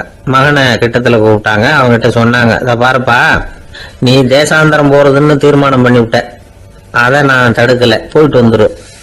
ஆனா போறதுக்கு முன்னாடி எனக்கு ஒரு வாக்குறுதி கொடுத்துட்டு போ அப்படின்னாங்க. போறப்போ ராத்திரியா இருந்தாலும் பகலா இருந்தாலும் சரி, புளிய மரத்து நிழல்ல தான் தங்கணும். திரும்பி வர்றப்போ இரவும் பகலும் நீ வேப்ப மரத்து நிழல்லே தங்கணும் அப்படின்னாங்க. சரி, அப்படியே செய்யறேன்னு சொல்லி வாக்குறுதி கொடுத்தான் பையன். புறப்பட்டு போனான். போற வழியில புளிய மரத்து நிழல்லே தங்கினான், தூங்கினான். அப்படி போயிட்டே இருந்தான். 7வது நாள் அவன் உடம்பு சுகம் இல்லாம போயிட்டுது. ரொம்பவும் பலவீனமாயிட்டான். இனிமே நடக்க முடியாதுங்கிற நிலைமை வந்துட்டுது. யோசிச்சு பார்த்தான். சரி, இதுக்கு மேல போக வேண்டாம் அப்படின்னு முடிவு பண்ணிட்டு திரும்பி வர ஆரம்பிச்சுட்டான். திரும்பி வர்றப்போ வழியில வேப்ப மரத்து நிழல்லையே தங்கி வந்தான். நாளுக்கு நாள் உடம்பு சரியா வந்துட்டுது. 7வது நாள் வீட்டுக்கு சேர்றான். உடம்பு பழையபடியே கலகலப்பாயிட்டுது. பூரண சுகம். தேசாந்திரம் போன பையன் திரும்பி வந்துட்டானே அப்படின்னு அந்த அம்மா ஆச்சரியப்படலை. ஏன்னா அவங்களுக்கு தெரியும் இப்படி ஆகும்னு. பையன் சீக்கிரமா திரும்பி வரணுங்கிறதுக்காக தான் அவங்க அந்த யோசனையை சொன்னாங்க. என்ன விஷயம்ங்கிறதையும் அவங்களே சொன்னாங்க. மகனே, புளிய மரத்து நிழல் உடம்புக்கு உஷ்ணத்தை கொடுக்கும், சீக்கம் உண்டாக்கும். அதனால நீ தொடர்ந்து புளிய மரத்து நிழல்ல தங்கினாவே நோய்க்கு ஆளாயிட்ட. அதனால நல்ல பயணத்தை முடிச்சுக்கிட்டு திரும்பி வரணுங்கிற முடிவுக்கு வந்துட்ட. திரும்பி வர்றப்போ நீ தங்கினது வேப்ப மரத்து நிழல். அது உடம்புக்கு குளிர்ச்சியை தரக்கூடியது, நோயை தீர்க்கக்கூடியது. அதனால சுகமா வீட்டுக்கு சேர்ந்துட்ட. உன்னோட தேசாந்திர பயணத்தை தடுக்கிறதுக்காக தான் இப்படி பண்ணனேன் அப்படின்னாங்களாம் அந்த அம்மா. பாத்தீங்களா அம்மாவோட புத்திசாலித்தனத்தை? அப்பா இருந்தா இப்படியா பண்ணுவார்? ஒரு அப்பா பையன்கிட்ட 10 ரூபா கொடுத்து இதை எடுத்துக்கிட்டு அடுத்த ஊருக்கு போய் அங்க இருக்கிற மாமா கிட்ட இதை கொடுத்துட்டு வாடா, வழியில எங்கேயாவது மரத்தடியில படுத்து தூங்கி விடாத அப்படின்னு எச்சரிக்கை பண்ணி அனுப்புனாராம். பையனுக்கு எச்சரிக்கையா வாழறது எப்படிங்கிறத கத்து கொடுக்கறதுக்காக இப்படி பண்ணார். அவன் பணத்தை வாங்கிட்டு போனான். அப்பா சொன்னதை மறந்துட்டு ஒரு மரத்தடியில படுத்து தூங்கிட்டான். அவனுக்கு தெரியாம அவன் பின்னாடியே போன அப்பா அவன் கையில இருந்த அந்த 10 ரூபாயை நைஸா எடுத்துட்டு வந்துட்டார். அவன் பையில தானே வச்சிருந்தான், அது தெரியாம எடுத்துட்டு வந்துட்டார். அவன் தூங்கிட்டு இருக்கான். எடுத்துட்டு ஒரு மறுபடியும் வீட்டுக்கு வந்துட்டார். பையன் முழிச்சுக்கிட்டு பைய தடவி பார்க்கறான், பணத்தை காணும். அழுதுகிட்டே திரும்பி வந்தான். அப்பா கிட்ட விஷயத்த சொன்னான். அப்பா சிரிச்சுக்கிட்டே சொன்னார், அதுக்குதான்ப்பா ஆரம்பத்திலேயே எச்சரிக்கை பண்ணினேன், இனிமேலாவது நீ ஜாக்கிரதையா இருக்கணும் அப்படிங்கிறதுக்காக தான் இப்படி பண்ணினேன். அந்த பணம் எங்கேயும் போயிடல, நான் தான் அதை உனக்கு தெரியாம எடுத்து வச்சிருக்கிறேன். இதோ பாரு அப்படின்னு சொல்லிட்டு சைடு பாக்கெட்ல கையை விட்டா அது ஓட்டையா இருக்கு. அதை எவனோ ஏற்கனவே கத்திரிச்சு எடுத்துட்டு போட்டான். இப்ப அப்பா முகத்துல அசடு வழிஞ்சுதான். சில பேரை இப்படி சொல்றது உண்டு, அடுத்தவங்களை அனுசரிச்சு நடந்துக்க தெரியல, அவன் என்ன சார் மனுஷன் அப்படிம்பாங்க. சக மனிதர்களோட எப்படி பழகிறது அப்படின்னு தெரியாதனாலேயே பல பேர் இன்னைக்கு சங்கடப்பட்டு இருக்கிறாங்க. வசதி வாய்ப்பெல்லாம் சரியா இருக்கும், ஆனா வாழ்க்கை சரியா இருக்காது. இன்னொருத்தர்கிட்ட எப்படி பேசுறது பழகிறதுங்கிறது தெரியாதனாலதான் இந்த அவஸ்தை. சரி, இந்த அவஸ்தை இல்லாம வாழறது எப்படி? இதுக்கு அனுபவசாலிகள் சில வழிமுறைகளை சொல்றாங்க. அதெல்லாம் என்னென்னங்கிறத இப்ப தெரிஞ்சுக்குவோம். முதல்ல நம்ம நாக்கு நம்ம கண்ட்ரோல்ல இருக்கணும். வார்த்தைகளை கொட்டி விட்டு அதுக்கப்புறம் அள்ள முடியாம கடந்து கஷ்டப்படக்கூடாது. எப்படி பேசுறோங்கிறதும் முக்கியம், பேசுறப்ப எப்படி முகத்தை வச்சிருக்கிறோங்கிறதும் முக்கியம். அன்பா பேசினாலும் நல்லா இருக்கும். அப்படி பேசுறப்ப ஆதரவா அவர் தோள் மேல ஒரு கையை போட்டுக்கிட்டு பேசினா இன்னமும் நல்லா இருக்கும். 2வது விஷயம், இன்னொருத்தர்கிட்ட பேசுறப்ப வாக்குறுதிகளை அள்ளி வீசக்கூடாது. கொடுக்கிற வாக்குறுதி குறைச்சலா இருக்கணும். அப்படி கொடுத்த வாக்குறுதியை கண்டிப்பா நிறைவேற்றணும். நாம ஒருத்தரை பாராட்டுறோம் அல்லது அவரை பத்தி அபிப்பிராயம் சொல்றோம்னா அது ஆக்கப்பூர்வமா இருக்கணும். நம்ம பாராட்டு அல்லது விமர்சனம் அடுத்தவருடைய முன்னேற்றத்துக்கு உதவுறது மாதிரி இருக்கணும். நாம சொல்றதை கேட்டுட்டு அவன் தலையில கையை வச்சுட்டு உட்காந்துடக்கூடாது. எப்பவும் உற்சாகமா இருக்கணும், முகம் மலர்ச்சியா இருக்கணும். மனுஷன் இருந்தா வருத்தம், கவலை, ஏமாற்றம் எல்லாம் இருக்கதான் செய்யும். அதெல்லாம் மனசுல இருக்கட்டும். அந்த வருத்தமும் கவலையும் ஏமாற்றமும் சேர்ந்துகிட்டு நம்ம முகத்துல இருக்கிற மலர்ச்சியை மூடி மறைக்கிறதுக்கு நாம இடம் கொடுத்துடக்கூடாது. எந்த விஷயத்தை பத்தி யாருகிட்ட பேசினாலும் வெளிப்படையா பேசணும், திறந்த மனசோட பேசணும். மூடி மறைச்சி முன்னு மூங்கிட்டு இருக்கக்கூடாது. இன்னொருத்தர்கிட்ட பேசுறப்போ விவாதம் பண்ணுங்க, அது தப்பு இல்லை. ஆனா வாதாடிக்கிட்டு இருக்கக்கூடாது. அதாவது என்ன சொல்றாங்கன்னா, டிஸ்கஸ் பண்ணலாம், ஆர்கியூ பண்ணக்கூடாது. நம்ம கிட்ட இருக்கிற நல்ல குணங்களை நாம எடுத்து சொல்லிட்டு இருக்கக்கூடாது. அந்த நல்ல குணங்களே நம்மளை பத்தி எடுத்து சொல்லணும். அது மாதிரி நடந்துக்கணும். அதே மாதிரி அடுத்தவங்க கிட்ட உள்ள கெட்ட குணங்களை பத்தி அவசியம் இல்லாம நாம பேச வேண்டியதில்லை. உங்களை பத்தி யாராவது தப்பா பேசுறாங்களா, அப்படி அவங்க பேசுறதுல உண்மை இல்லையா அப்படின்னா அதை நீங்க பொருட்படுத்த வேண்டியதில்லை, விட்டுடலாம். அது தானா போயிடும். ஒரு 4-5 பேரோட பேசிக்கிட்டு இருந்தீங்கன்னா எல்லாருக்கும் முக்கியத்துவம் கொடுங்க. யாரையும் அலட்சியப்படுத்தாதீங்க. தமாஷா பேசலாம். ஆனா உங்க தமாஷ் அடுத்தவங்களை கேலி பண்றதா இருக்கக்கூடாது. நமக்கு கிடைக்க வேண்டியது கிடைக்கலையே அப்படிங்கிற தவிப்பு நம்ம கிட்ட இருக்கக்கூடாது. அது தேவையில்லை. உங்க செயல்பாடுகள் தெளிவா இருக்கட்டும். பாராட்டு தானா உங்களை தேடிட்டு வரும்.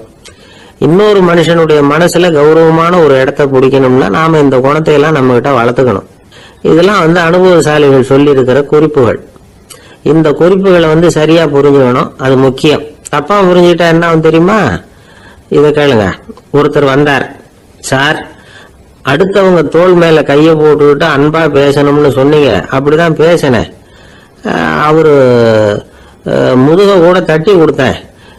என் வேலை போயிட்டுது சார், வீட்டுக்கு அனுப்பிச்சுட்டாங்க அப்படின்னார். யாருகிட்ட அப்படி பேசுனீங்கன்னு கேட்டோம். என் முதலாளி கிட்ட சார் அப்படிங்கிறார் ரொம்ப சோகமா. ஒரு ஆள் இருந்தான், நிறைய பணம் சம்பாதிச்சான். ஆனா செலவு பண்ண மனசு வரல, கருமி. அவன் என்ன பண்ணா, சேர்த்த பணம் பூராவையும் ஒரு மரத்தடியில புதைச்சி வச்சிருந்தான். வாரத்துக்கு ஒரு தடவை அந்த மரத்தடிக்கு வருவான். புதைச்ச இடத்த ஆவலோட பார்த்துக்கிட்டு இருப்பான். அதுக்கப்புறம் போயிடுவான். அவ்வளவுதான். ஒரு நாள் ஒரு திருடன் வந்தான். இவன் புதைச்சி வச்சிருந்ததெல்லாம் எடுத்துட்டு போட்டான். இது தெரிஞ்சு போச்சு. அந்த கருமி புலம்ப ஆரம்பிச்சுட்டான். இவன் புலம்பலை கேட்டதும் அக்கம் பக்கத்துல இருந்தவங்க எல்லாம் ஓடி வந்தாங்க. என்ன விஷயம்னு விசாரிச்சாங்க. இவன் சொன்னான். ஒரு பெரியவர் கேட்டார், ஏப்பா வார வாரம் இந்த இடத்த பாக்குறதாக சொன்னியே, எப்பவாவது இதுல இருக்கிற பணத்தை எடுத்து செலவு பண்ணிருக்கியா அப்படின்னு கேட்டார். நான் அப்பப்போ அதை பாக்குறது தான் வழக்கம், அதை தொட்டதே இல்லைன்னு. அவன் சரி அப்படின்னா இப்பவும் நீ அதே மாதிரி வார வாரம் ஒரு தடவை இந்த இடத்த பார்த்துட்டு போகலாமே அப்படின்னாராம் அந்த பெரியவர். அதுவும் சரிதானே. எவ்வளவு காலமானாலும் அவன் அந்த பணத்தை எடுத்து செலவு பண்ண போறதில்ல. அப்படி இருக்கிறப்ப உள்ளே பணம் இருந்தாலும் ஒண்ணுதான், இல்லாம போனாலும் ஒண்ணுதான். இதுல இருந்து என்ன புரியுதுன்னா, ஒருத்தர்கிட்ட இருக்கிற பணத்தை கொண்டு அவர் பணக்காரரா ஏழையா அப்படின்னு முடிவு செய்யறது சரியில்லை.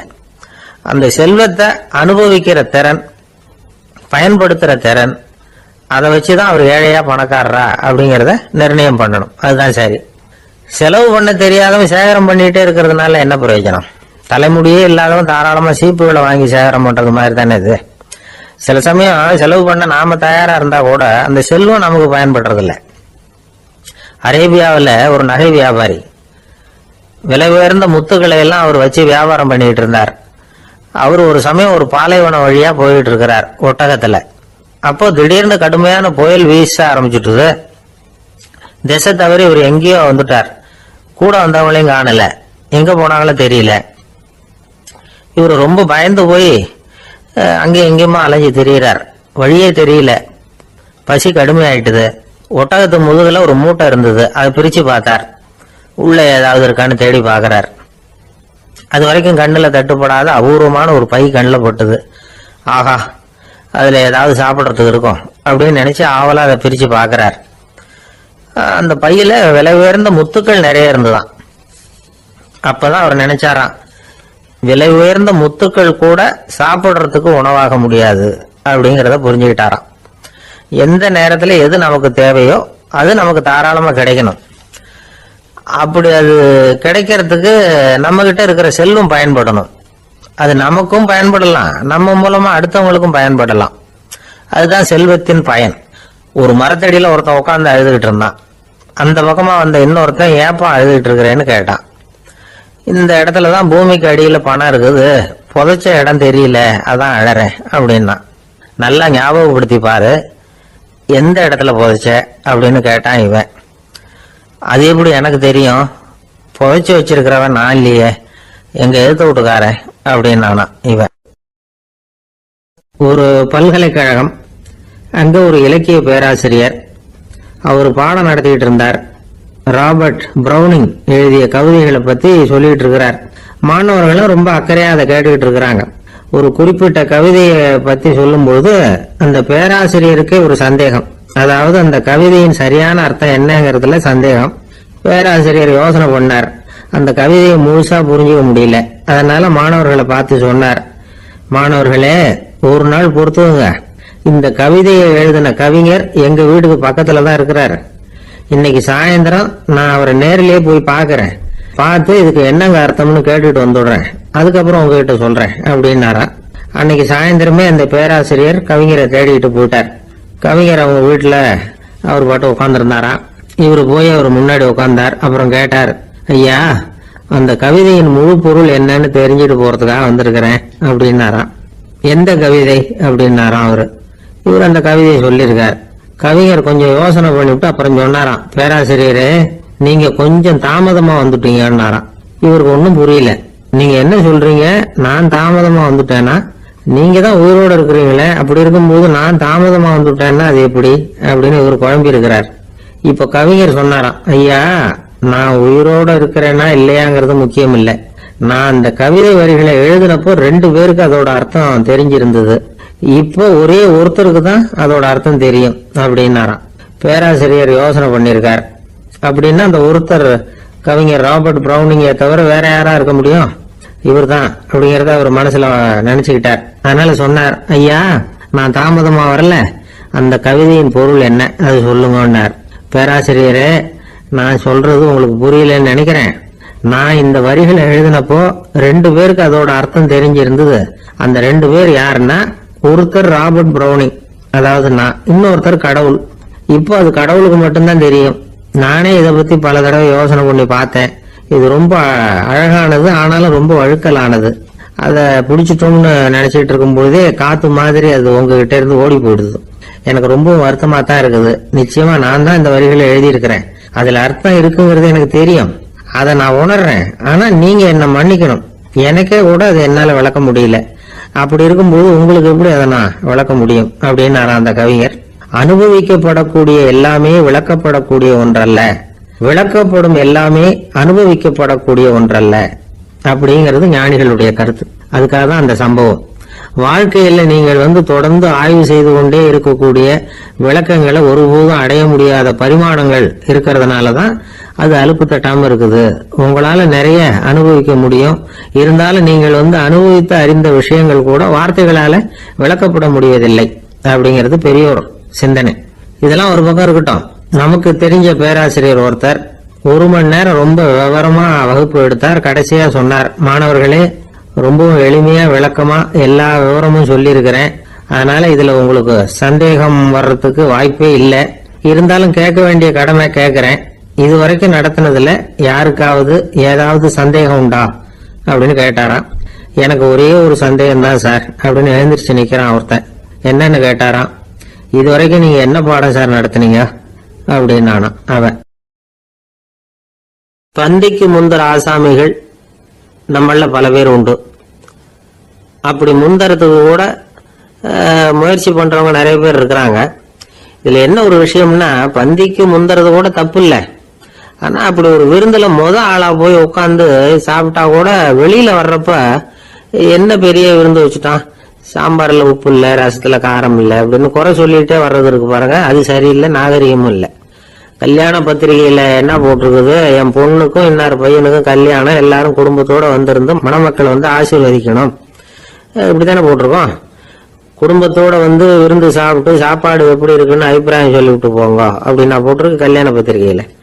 ஒருத்தர் வீட்டு விசேஷத்துக்கு போயிருக்கோம்னா எவ்வளவோ அசௌகரியங்கள் நமக்கு ஏற்படலாம். ஏராளமான கூட்டம் வந்திருக்கும்.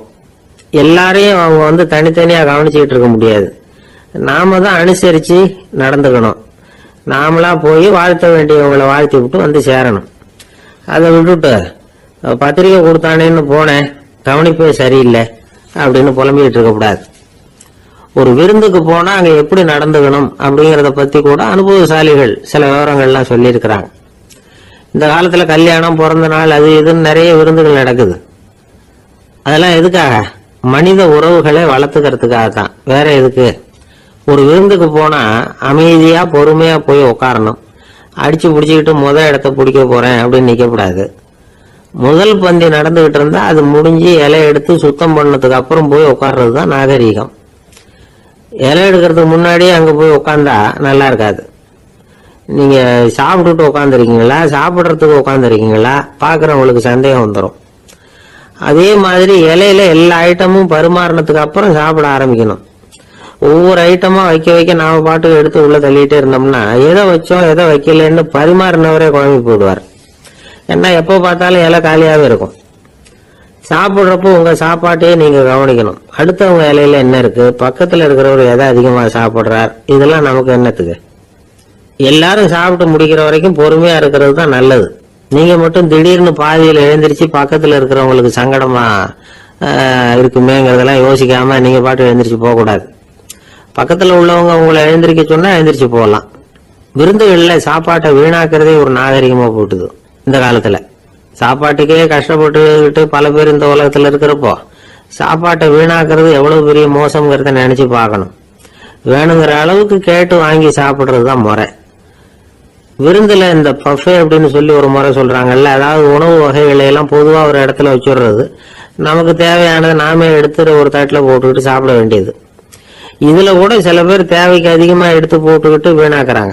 சில சமயம் வந்து கடைசியா சாப்பிட போறவங்களுக்கு எல்லா ஐட்டமும் கிடைக்காம போகலாம். அதை போய் பெருசு பண்ணிட்டு இருக்க கூடாது. என்ன சார் இந்த அளவுக்கு கூடவா நாகரிகம் தெரியாம இருக்கிறோம், இதை போய் பெருசா சொல்ல வந்துட்டீங்களே அப்படின்னு நினைக்கலாம். ஒருத்தர் ரெண்டு பேருக்கு இந்த விவரம் தேவைப்படலாம். அவங்க காதலே இது விழட்டுமேங்கிறதுக்காக தான் இது. ஒரு பெரிய கல்யாண விருந்து நடந்துகிட்டு இருந்தது. விருந்து மண்டபத்து வாசல்ல ஒருத்தர் நின்றுகிட்டு வர்றவங்களையெல்லாம் ரொம்ப மரியாதையா வணங்கி உள்ள அனுப்பி வச்சுக்கிட்டு இருந்தார். எப்படி தெரியுமா? வர்றவங்க கையெல்லாம் பிடிச்சி முத்தம் கொடுத்து அதுக்கப்புறம் உள்ள அனுப்பி வச்சுக்கிட்டு இருந்தாராம்.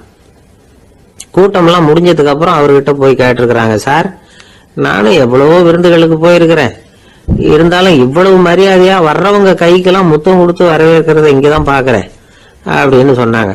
அதுக்கு அவரு சொன்னார், அட போங்க சார், நான் முத்தம் கொடுக்கல, முந்தின பந்திக்கு வந்து சாப்பிட்டவங்களே அடுத்த பந்திக்கும் வர்றாங்களான்னு மோந்து பார்த்து அனுப்பி வச்சுக்கிட்டு இருந்தேன் அப்படின்னார். ஒருத்தன் எப்படி நடந்துக்கிறாங்கிறத வச்சுதான் அந்த ஆளு எப்படிங்கிறத நாம முடிவு பண்றோம். ஆளுமைன்னு சொல்றோம்ல, அதுக்கு வந்து சூழ்நிலைகளை ஆளுகின்ற தன்மை அப்படின்னு விளக்கம் கொடுக்கிறார் ஒரு உளவியல் நிபுணர். சரி, ஒரு மனிதனுடைய ஆளுமையை உருவாக்குகிற விஷயங்கள் என்னென்ன? பிறப்பு, வளர்க்கப்பட்ட விதம், படிப்பு, நண்பர்கள், சமுதாயம், இப்படி நிறைய உண்டு. ஆளுமையின் அடிப்படையில் சில மனநோய்கள் உண்டாகுது. அதெல்லாம் என்னென்னங்கிறத தெரிஞ்சு வச்சுக்கிட்டோம்னா நம்ம கூட இருக்கிறவங்களை அடையாளம் கண்டுபிடிக்கிறதுக்கு அது ரொம்ப உபயோகமா இருக்கும். ஃப்ரெனாய்டு ஆளுமை அப்படின்னு ஒண்ணு. இந்த கோளாறு உள்ளவங்க எப்படி இருப்பாங்க தெரியுமா? அதிக உணர்ச்சி, சந்தேகம், பொறாமை இதெல்லாம் அதிகமா இருக்கும். வளைஞ்சு கொடுக்க மாட்டாங்க. அடுத்தவங்களோட இணக்கமான உறவு இருக்காது. அவங்க செய்யற தப்புக்கெல்லாம் அடுத்தவங்களை வந்து குறை சொல்லிட்டு இருப்பாங்க. இது ஒரு ரகம். அடுத்தது வந்து ஸ்கிசாய்டு ஆளுமை அப்படின்னு சொல்றாங்க. இந்த கோளாறு உள்ளவங்க அடுத்தவங்களோட பழக கூச்சப்படுவாங்க. சின்ன வயசுலேயே இது ஆரம்பமாயிடுது. பகல் கனவுலயே சஞ்சரிப்பாங்க. அவங்களுடைய விரோதம், கோபம் இதை கூட வெளியில காட்டிக்க முடியாம இருப்பாங்க. இவங்களுக்கு அகமுகம், பிரச்சனைகள்ல இருந்து ஒதுங்கி எதுலையும் ஈடுபாடு இல்லாதவங்களா இருப்பாங்க. இப்படி ஒரு ரகம். அடுத்தது சைக்ளோதமிக் ஆளுமை அப்படின்னு சொல்றாங்க. அது என்னன்னா உணர்ச்சிகள்ல ஏற்றத்தாழ்வு அதிகமா இருக்குமா. சில சமயம் பார்த்தா மகிழ்ச்சியா இருப்பாங்க, சில சமயம் சோகமா உட்கார்ந்துருப்பாங்க. அவங்க மனநிலைக்கு தகுந்த மாதிரி சமூக நிகழ்ச்சிகள்ல பங்கெடுத்துக்குவாங்க. இன்னொரு வகை என்னன்னா எண்ண பீடிகை ஆளுமை அப்படின்னு பேர் வச்சிருக்கிறாங்க. அதுக்கு இவங்களுக்கெல்லாம் கரெக்டாக இருக்கணும், எல்லாம் சட்டத்திட்டம் இதுலேயும் ஒரு ஒழுங்குமுறை, இப்படி எதிர்பார்க்குற மனோபாவம். இவங்க எதிர்பார்ப்புக்கும் வரன்முறைக்கும் மற்றவங்க கட்டுப்படணும்னு நினைப்பாங்க. இந்த நிலைமை நீடிச்சா என்ன ஆகும் தெரியுமா? அலைக்கழிக்கிற எண்ணங்கள் திரும்ப திரும்ப ஒரே செயலை செய்ய தூண்டுற மன தளர்ச்சிக்கு ஆளாயிடுறாங்க. அடுத்தது ஹிஸ்டீரியா ஆளுமை. சின்ன விஷயத்தையெல்லாம் பெருசுபடுத்தி நாடகமாக்குற நடிகர்கள் இவங்க. உணர்ச்சி அதிகம் உள்ளவங்க. இவங்க மன எழுச்சியில பக்குவமின்மை, குழந்தைத்தனம், முதிர்ச்சியின்மை எல்லாம் இருக்கும். தன்னலம் மிக்க குணம். பிறர் தன்னை மட்டுமே கவனிக்கணும்னு நினைச்சு செயல்படுறது, இதெல்லாம் இவங்க அடையாளம். அடுத்த ரகம் எப்படின்னா வளர்ச்சியற்ற ஆளுமைன்னு சொல்றாங்க. அடுத்தவங்களோட இணங்கி போக முடியாதவங்க, அறிவு, மன எழுச்சி, சமூக உறவு இதுல எல்லாம் போதுமான வளர்ச்சியையும் நிறைவையும் பெற முடியாதவங்க. இவங்களால வாழ்க்கையில முன்னேற முடியாது. பிச்சைக்காரங்க, குற்றவாளிகள் இவங்க கிட்ட எல்லாம் இது மாதிரியான ஆளுமை அதிகமா இருக்குமா. அடுத்தது என்னன்னா சோர்வு உடைய ஆளுமை. எதுலயும் உற்சாகம் இல்லாம சோர்ந்து போயிருப்பாங்க. அதுக்கெல்லாம் நமக்கு வலிமை இல்லப்பா அப்படின்னு சொல்லிட்டு இருப்பாங்க. சின்ன விஷயங்களுக்கெல்லாம் அதிர்ச்சி அடையிறது, வாழ்வின் சுவையை அனுபவிக்க முடியாதவங்க. இன்னொரு ரகம் இது கொதித்தெழும் ஆளுமைங்கிறாங்க. எதுக்கு எடுத்தாலும் ஆத்திரம், குரோதம், வன் செயல் இதுல எல்லாம் ஈடுபாடு இப்படி உள்ளவங்க.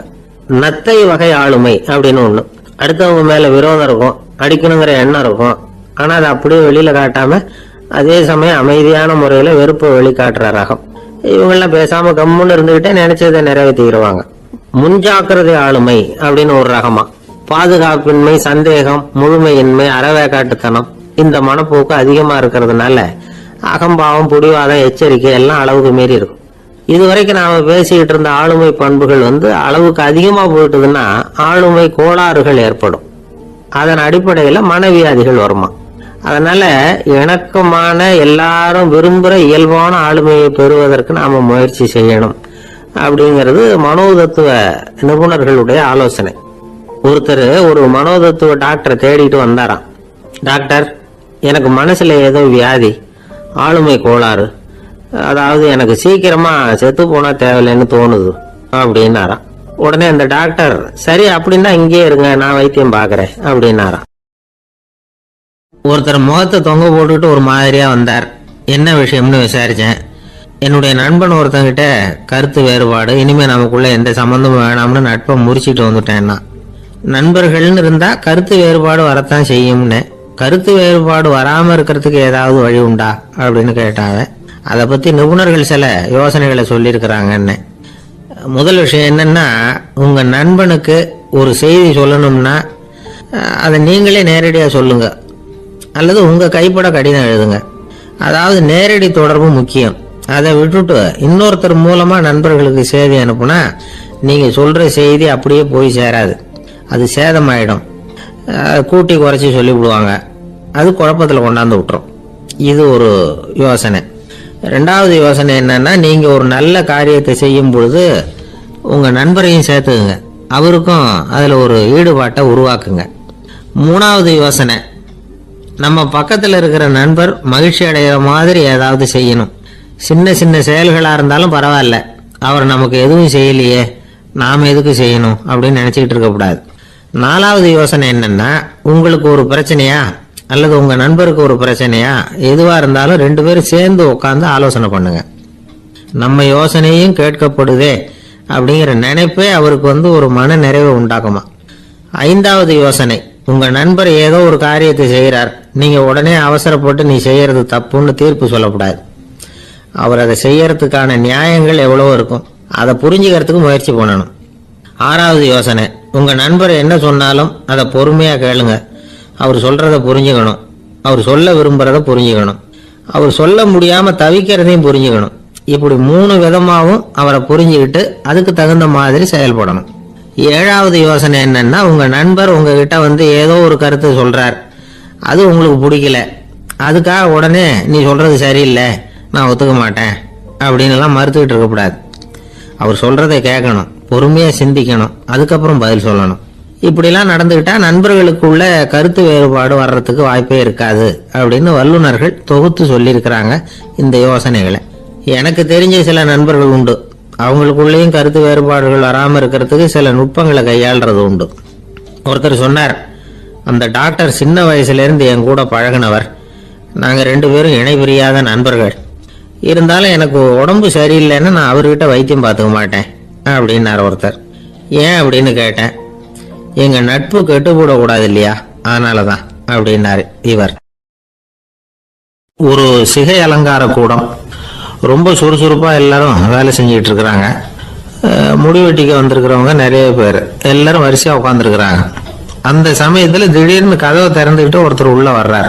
அவர் ஒரு பெரிய மனிதர். அவரும் முடி வெட்டிக்கிறதுக்காக தான் உள்ள வந்திருக்கிறார். அவரை பார்த்த உடனே எங்கள் வரிசையில் உட்காந்துருந்தவங்க எல்லாரும் எழுந்திரிச்சு அவர்கிட்ட வந்துட்டாங்க. அவரை சுற்றி நின்றுட்டாங்க. எப்படி இருக்கிறீங்க, நல்லா இருக்கீங்களா அப்படின்னு விசாரிக்க ஆரம்பிச்சிட்டாங்க. எல்லாம் முடிஞ்சதும் வந்தவர் கேட்டார், வரிசையில் கடைசியாக இருக்கிறவர் யார் அப்படின்னு கேட்டார். ஏன்னு கேட்டாங்க. நான் அதுக்கு அடுத்தபடியாக உட்காரணும், அதுக்காக தான் கேட்குறேன் அப்படின்னார். உடனே அங்கே இருந்தவங்க எல்லாம் என்ன சொன்னாங்க தெரியுமா? நீங்கள் வரிசையில் காத்திருக்க கூடாது, நீங்கள் அரசாங்கத்தின் தலைவர், உங்களுக்கு நேரம் முக்கியம், அதனால் நீங்கள் முன்னாடி போங்க அப்படின்னு சொன்னாங்க. ஆனால் அதை அவர் கேட்கல. தோழர்களே, உங்களுடைய கருத்துக்கு ரொம்ப நன்றி. எல்லாரும் வரிசையாக தான் வரணும், அதுதான் முறை. வரிசையில் வரணுங்கிற நடைமுறையை நானும் பின்பற்ற விரும்புகிறேன். நாம எல்லாரும் சமமானவர்கள் அப்படின்னார். இப்படி சொல்லிவிட்டு வரிசையில் கடைசியாக இருந்த ஒரு நாற்காலியில் போய் உட்காந்துக்கிட்டார். தன் சட்டை பையில் இருந்த ஒரு செய்தித்தாளை எடுத்தார், படிக்க ஆரம்பிச்சிட்டார். ஆனால் அங்கே இருந்தவங்களால இதை பார்த்துக்கிட்டு சும்மா இருக்க முடியல. ஒருத்தர் எழுந்திரிச்சு வந்தார். ஐயா, இப்போ என்னுடைய முறை வந்திருக்குது, நான் தான் போக வேண்டிய முறை. உங்களை இங்கே காத்திருக்க வைக்கிறத விட ஒரு 5 ஆண்டுகளுக்கு கூட நான் முடிவெட்டிக்காமே இருந்துட முடியும் அப்படின்னார். அவர் மறுபடியும் சொன்னார், ஐயா, நீங்கள் வரிசை முறையை தாண்டி போக விருப்பப்படல, சரி, ஆனால் என்னுடைய முறையை மாற்றி கொடுக்கறதுக்கு எனக்கு முழு உரிமை இருக்குது. இதுக்கு பதிலாக உங்களுடைய கடைசி இடத்த நான் எடுத்துக்கிறேன், இதை நீங்கள் மறுக்க முடியாதுன்னார். அங்கே இருந்த மற்றவங்களும் இதை ஒரு மனசா வற்புறுத்த ஆரம்பிச்சிட்டாங்க. அந்த பெரிய மனிதர் பார்த்தார், சரின்னு கடைசியாக ஒத்துக்கிட்டார். அவர் யார் தெரியுமா? அவர் தான் மாவீரர் லெனின். ரஷ்யாவில் கிரெம்ளின் சிகை அலங்கார கூடத்தில் தான் இது நடந்தது. எல்லாரும் இந்நாட்டு மன்னர்கள்னு வாயளவில் பேசுறதுல என்ன பிரயோஜனம்? நாம எல்லாரும் சமம்ங்கிறத நடைமுறையில் கடைபிடிச்சு காட்டினவங்க கொஞ்சம் பேர் தான். அவங்கள ஒருத்தர் தான் லெனின். வரிசையில் நின்று வர்றதுங்கிறது ஒரு சிறந்த பண்பு, உயர்ந்த பண்பு. இன்னைக்கு பல இடங்கள்ல அது நமக்கு தேவைப்படுது. ஒரு ரேஷன் கடைவாசல், கடை திறக்கிறதுக்கு முன்னாடியே எல்லாரும் வரிசையில் நின்றுட்டாங்க. கடைசியா வந்த ஒருத்தர் கியூவில் முன்னாடி போறதுக்கு முயற்சி பண்றார். ஏற்கனவே நின்றுட்டு இருக்கிறவங்க அவரை முன்னாடி போறதுக்கு விட மாட்டேங்கிறாங்க. கடைசியா போய் நில்லையா அப்படின்னு எல்லாரும் கத்துறாங்க. அது அவர் காதுல வாங்கல. முண்டி அடிச்சுக்கிட்டு முன்னாடி போறதுக்கே முயற்சி பண்ணிட்டு இருக்கிறார். எல்லாரும் சேர்ந்து அவரை வலுக்கட்டாயமா இழுத்து கொண்டாந்து பின்னாடி கொண்டு போய் நிறுத்திவிட்டாங்க. நிறுத்திவிட்டு சொன்னாங்க, இதை பாருப்பா, நாங்க இருக்கிற வரைக்கும் நீங்க முன்னாடி போய் எதையும் வாங்க முடியாது, தெரிஞ்சுக்கோ அப்படின்னாங்க. இப்போ அந்த ஆள் சொன்னாராம், நான் இங்க பின்னாடி நிக்கிற வரைக்கும் நீங்களும் எதுவும் வாங்க முடியாது அப்படின்னாராம். ஏன்னு கேட்டிருக்கிறாங்க. நான் தான் அந்த கடையை திறக்க வேண்டிய ஆள் அப்படின்னா. ஒருத்தர் ஒரு தவறு செஞ்சு விடுறாருன்னு வச்சுங்க, உடனே நீ செஞ்சது தவறு அப்படின்னு சொல்றது ஒரு வகை. அதுக்கு பதிலாக எது சரின்னு அவர் புரிந்து கொள்ள உதவி செய்யறது இன்னொரு வகை. இந்த 2வது வகை இருக்கு பாருங்க, நிர்வாக இயல்ல இது ரொம்ப முக்கியம். அலுவலகத்தில் வேலை பார்க்குற ஒருத்தர் முக்கியமாக தெரிஞ்சுக்க வேண்டியது என்ன தெரியுமா? சக ஊழியர்கள் கிட்ட எப்படி பழகணும், மேலதிகாரிகள் கிட்ட எப்படி பழகணும், தனக்கு கீழே வேலை செய்கிறவங்க கிட்ட எப்படி பழகணும், வாடிக்கையாளர்கள் கிட்ட எப்படி பழகணும், இவங்க எல்லார்கிட்டையும் செம்மையான உறவை ஏற்படுத்திக்கிறது எப்படி. இதெல்லாம் சொல்லிக் கொடுக்குற பாடம் தான் இன்டர் பர்சனல் ஸ்கில், திறமையான உறவு அப்படிங்கிறது. எந்த வேலையில் இருந்தாலும் சரி, இந்த உறவுகளை வளர்க்கும் திறன் உள்ளவங்க சீக்கிரம் முன்னுக்கு வந்துடுறாங்க. மற்றவங்க கிட்ட உறவை பலப்படுத்திக்கிறது எப்படி அப்படின்னு தெரிஞ்சுக்கிட்டோம்னா எந்த ஒரு தடையையும் சுலபமாக தாண்டி செய்கிற தொழிலில் முன்னுக்கு வந்துடலாம். ஹார்வர்டு பல்கலைக்கழகத்தில் ஒரு கணக்கெடுப்பு பண்ணி பார்த்தாங்களாம். பார்க்கிற வேலையில் எது மாதிரி குணாதிசயம் உள்ளவங்க வேகமாக முன்னுக்கு வர்றாங்க அப்படின்னு தெரிஞ்சுக்கிறதுக்காக இந்த கணக்கெடுப்பு. வெவ்வேறு துறையில் வேகமாக முன்னுக்கு வந்திருக்கிற பல பேரை சந்தித்து இந்த சர்வேயை நடத்தி இருக்கிறாங்க. அவங்க கண்டுபிடிச்சு சொல்லியிருக்கிற உண்மை என்ன தெரியுமா? ஒருத்தர் ஒரு வேலையில் இருந்தால் அது சம்பந்தப்பட்ட சப்ஜெக்ட் பற்றிய அறிவு 35% இருந்தால் போதுமா. ஆனால் உறவுகளை வளர்க்கக்கூடிய திறன், இன்டர் பர்சனல் ஸ்கில்லு 65% வேணும். இப்படி உள்ளவங்க சீக்கிரம் முன்னுக்கு வந்துடுறாங்களாம். அதனால ஒருத்தருக்கு வேலை சரியா புரியலைன்னா கூட விவரமா மற்றவங்க கிட்ட பழகிறது எப்படின்னு புரிஞ்சா போதும், அவர் முன்னுக்கு வந்துடலாம். அலுவலகங்கள்ல மட்டும் இல்லை, எல்லா இடங்கள்லையும் இது ரொம்ப முக்கியம். வீட்டுக்குள்ளேயும் இது ரொம்ப முக்கியம், வீட்டுக்கு வெளியேயும் இது முக்கியம். அடுத்தவங்க கிட்ட பழகிறது எப்படிங்கிறத தெரிஞ்சுக்காதவன் வாழ்க்கையில முன்னேற முடியாது. இன்னைக்கு ஆயுதங்களால காயப்படுத்தி கொள்ளுகிறவர்களை விட வார்த்தைகளால காயப்படுத்தி கொள்ளுகிறவர்கள் தான் அதிகம். பெரியவங்க என்ன சொல்றாங்க தெரியுமா? நீங்க இந்த பூமியில பிறந்ததன் அர்த்தம் பூர்த்தி ஆகணும்னா அடுத்தவங்களுக்கு உதவி பண்ணுங்க. அடுத்தவங்களுக்கு உதவி செய்ய முடியாவிட்டால் கூட பரவாயில்லை, ஆனால் யாரையும் புண்படுத்தி விடாதீங்க அப்படின்னு சொல்றாங்க. எனக்கு தெரிஞ்ச ஒருத்தர் ஒரு அலுவலகத்தில் வேலை பார்க்குறார். அவர் சொல்லுவார், எனக்கு இந்த இன்டர்பர்சனல் ஸ்கில் ரொம்ப அதிகம் சார். சக ஊழியர்கள் கிட்ட ரொம்ப சுமூகமாக நடந்துக்குவேன். என் கூட வேலை பார்க்குற ஒருத்தருக்கு ஏதாவது ஒரு கஷ்டம்னா அந்த சமயத்தில் அவர் செய்ய வேண்டிய வேலையை நான் செஞ்சிருவேன் சார் அப்படிம்பார். நான் அவர்கிட்ட சமீபத்தில் அப்படி ஏதாவது செஞ்சுருக்கீங்களா அப்படின்னு கேட்டேன். செஞ்சுருக்கேன் சார். போன வாரம் புதன்கிழமை ஆஃபீஸில் என் பக்கத்து சீட்டுக்காரருக்கு வயிற்று வலி. உடனே நான் மெடிக்கல் லீவ் போட்டுட்டு எங்கள் வீட்டுக்கு போயிட்டேன் சார் அப்படின்னார். ஒரு சீன தேசத்து அரசர் இருந்தார். அவருக்கு வயசாயிட்டுது. அவருக்கு அடுத்தபடியாக அவருடைய புள்ள பட்டத்துக்கு வரணும், ஆட்சி பொறுப்பை ஏற்றுக்கணும். ஒரு நல்ல தலைவனுக்கு இருக்க வேண்டிய பண்புகள்லாம் தன்னுடைய மகனுக்கு இருக்கணும்னு விரும்பினார் அந்த அரசர். அதனால இளவரசனை பக்கத்தில் இருந்த ஒரு குரு கிட்ட அனுப்புனார். இளவரசன் அவர்கிட்ட போய் சேர்ந்தான். அந்த குரு என்ன பண்ணார் தெரியுமா? இவனை பார்த்து சொன்னார், இதை பாருப்பா, நீ என்ன பண்ற, இப்பவே பக்கத்தில் இருக்கிற காட்டுக்கு போ, நடு காட்டில் போய் ஒரு இடத்துல உட்காந்துக்கோ. அங்கே என்னென்ன சத்தம்லாம் உன் காதில் விழுதுன்னு கவனிச்சு கேளு. உன் காதில் விழுந்த ஓசைகள் என்னென்னங்கிறத என்கிட்ட வந்து சொல்லு, அதுதான் எனக்கு தெரியணும், உனக்கு வேலையும் அதுதான் அப்படின்னு சொல்லி அனுப்பி வச்சுட்டார். இளவரசன் காட்டுக்கு போனான். குரு சொன்னபடியே ஒரு இடத்துல உட்காந்து கவனிச்சு கேட்டான். அதுக்கப்புறம் குரு கிட்ட திரும்பி வந்தான். என்னென்ன சத்தம்லாம் கேட்ட அப்படின்னு கேட்டார் குரு. குருவே, காட்டுல நான் பறவைகள் சத்தம்லாம் கேட்டேன், மிருகங்களின் ஓசையையும் கேட்டேன், இதை தவிர இடி மின்னல் மழை இதுகளோட சத்தத்தையும் கேட்டேன் அப்படின்னா. குரு யோசனை பண்ணார், நீ இன்னமும் சரியா கேட்கல, அதனால மறுபடியும் காட்டுக்கு போ, கொஞ்ச நாள் தங்கி இருந்து கேட்டுட்டு வா அப்படின்னார். இளவரசனுக்கு ஒன்றும் புரியல. இருந்தாலும் குருவின் கட்டளையாச்சே, மறுக்க முடியுமா? உடனே அவன் மறுபடியும் காட்டுக்கு போனான். ஒரு இடத்துல உட்காந்தான். கொஞ்ச நேரம் உன்னிப்பா கவனிச்சு கேட்டான். சில நாள் கழிச்சு குரு கிட்ட திரும்பி வந்தான். குருவே, இந்த தடவை சில துல்லியமான சத்தங்களை எல்லாம் கேட்டான். தேனி பறக்கிற சத்தம், நீரோடையின் மெல்லிய ஓசை, இதெல்லாம் கேட்டேன்னா. குரு சிரிச்சார். நீ மறுபடியும் காட்டுக்கு போ, இன்னும் சில நாள் அங்கே இரு, முழுமையா கவனமா கேட்டுட்டு வா அப்படின்னு சொல்லி அனுப்பி வச்சுட்டார். இளவரசனுக்கு குழப்பம் அதிகமாயிட்டுது. ஒண்ணுமே புரியல. மறுபடியும் காட்டுக்கு போனான். மௌனமா ஒரு இடத்துல உட்காந்துட்டான். அப்படியே தியானத்துல ஆழ்ந்துட்டான். சில நாள்ல அவனுக்கு இதுவரை கேட்காத ஓசைகள்லாம் கேட்க ஆரம்பிச்சுட்டுது. இதைத்தான் நான் கேட்கணும்னு என்னுடைய குரு எதிர்பார்த்திருக்கிறாருங்கிறத புரிஞ்சுக்கிட்டான். உடனே குரு கிட்ட ஓடனான். குருவே, இந்த தடவை காதுகளுக்கு கேட்க முடியாத சில ஓசைகளை கூட என்னால உணர முடிஞ்சுது. பூ மலருகிற ஓசை, சூரியனால பூமி சூடாகிறப்ப எழுகிற ஓசை, காலை பனித்துளி இந்த புல்லெல்லாம் குடிக்கிற ஓசை, இது எல்லாம் என்னால நல்லா கேட்க முடிஞ்சுது அப்படின்னா. குருவுக்கு இப்பதான் திருப்தி ஏற்பட்டுதான். இளவரசனை பார்த்து சொன்னார், இதை பாருப்பா, இப்பதான் நாட்டை ஆளுகிற தகுதி உனக்கு வந்திருக்குது அப்படின்னு சொல்லி அதுக்கு விளக்கமும் கொடுத்தாராம். எந்த அரசன் தன்னுடைய மக்களின் இதயம் பேசுகிற மௌன மொழிய மௌன வார்த்தைகளை கேட்கிறானோ அவன் தான் ஆள தகுதி உள்ளவன். எந்த அரசன் தன்னுடைய மக்களின் உணர்ச்சிகளை உண்மையா உணர்றானோ அவன் தான் முதன்மையான அரசன். போலி வார்த்தைகளை மட்டும் கேட்டுட்டு பல மௌன ராகங்களை காதுல வாங்கிக்காதவன் அரசனே இல்லை. எந்த நாட்டுல எப்போ ஒரு அரசன் தன்னுடைய மக்களின் உணர்ச்சிகளை கேட்க மறுக்கிறானோ அன்னையிலிருந்து அந்த நாடு அழிய தொடங்குது அப்படின்னு அர்த்தம். இதுதான் அந்த குரு இளவரசனுக்கு போதிச்சது. வாயால பேசுறத மட்டும் கேட்டு ஏமாறக்கூடாது, உணர்ச்சிகளையும் கேட்கறதுல தான் மனப்பக்குவம் உண்டாகும். மக்கள் உணர்ச்சிகளை புரிந்து கொள்ளாத அரசர்கள் நீடிச்சிருக்க முடியாது. அது மாதிரி நாடுகள்ல அடிக்கடி குழப்பம் தான் உண்டாகும். அப்படி இருந்தா அடிக்கடி ஆட்சி மாறிக்கிட்டு இருக்கும். அப்படிப்பட்ட ஒரு தேசம், அங்க ஒரு சிறைச்சாலையில 3 கைதிகள் பேசிக்கிட்டு இருந்தாங்க. ஒருத்தன் சொன்னான், நான் இந்த நாட்டு ராஜாவை எதிர்த்து பேசிக்கிட்டு இருந்தேன், அதனால என்ன புடிச்சு கொண்டாந்து இங்க போட்டுட்டாங்க அப்படின்னு ஒருத்தன். இன்னொருத்தன் சொன்னான், நான் இந்த நாட்டு ராஜாவை ஆதரிச்சு பேசிக்கிட்டு இருந்தேன், அதனால என்ன புடிச்சு கொண்டாந்து இங்க தள்ளி விட்டாங்க அப்படின்னா. அது சரி, நீ என்ன தப்பு பண்ண அப்படின்னு சொல்லி மூணாவது ஆளை பார்த்து இவங்க கேட்டாங்க. அதுக்கு அந்த ஆளு சொல்றான், நான் தான் இந்த நாட்டு ராஜா அப்படின்னானா.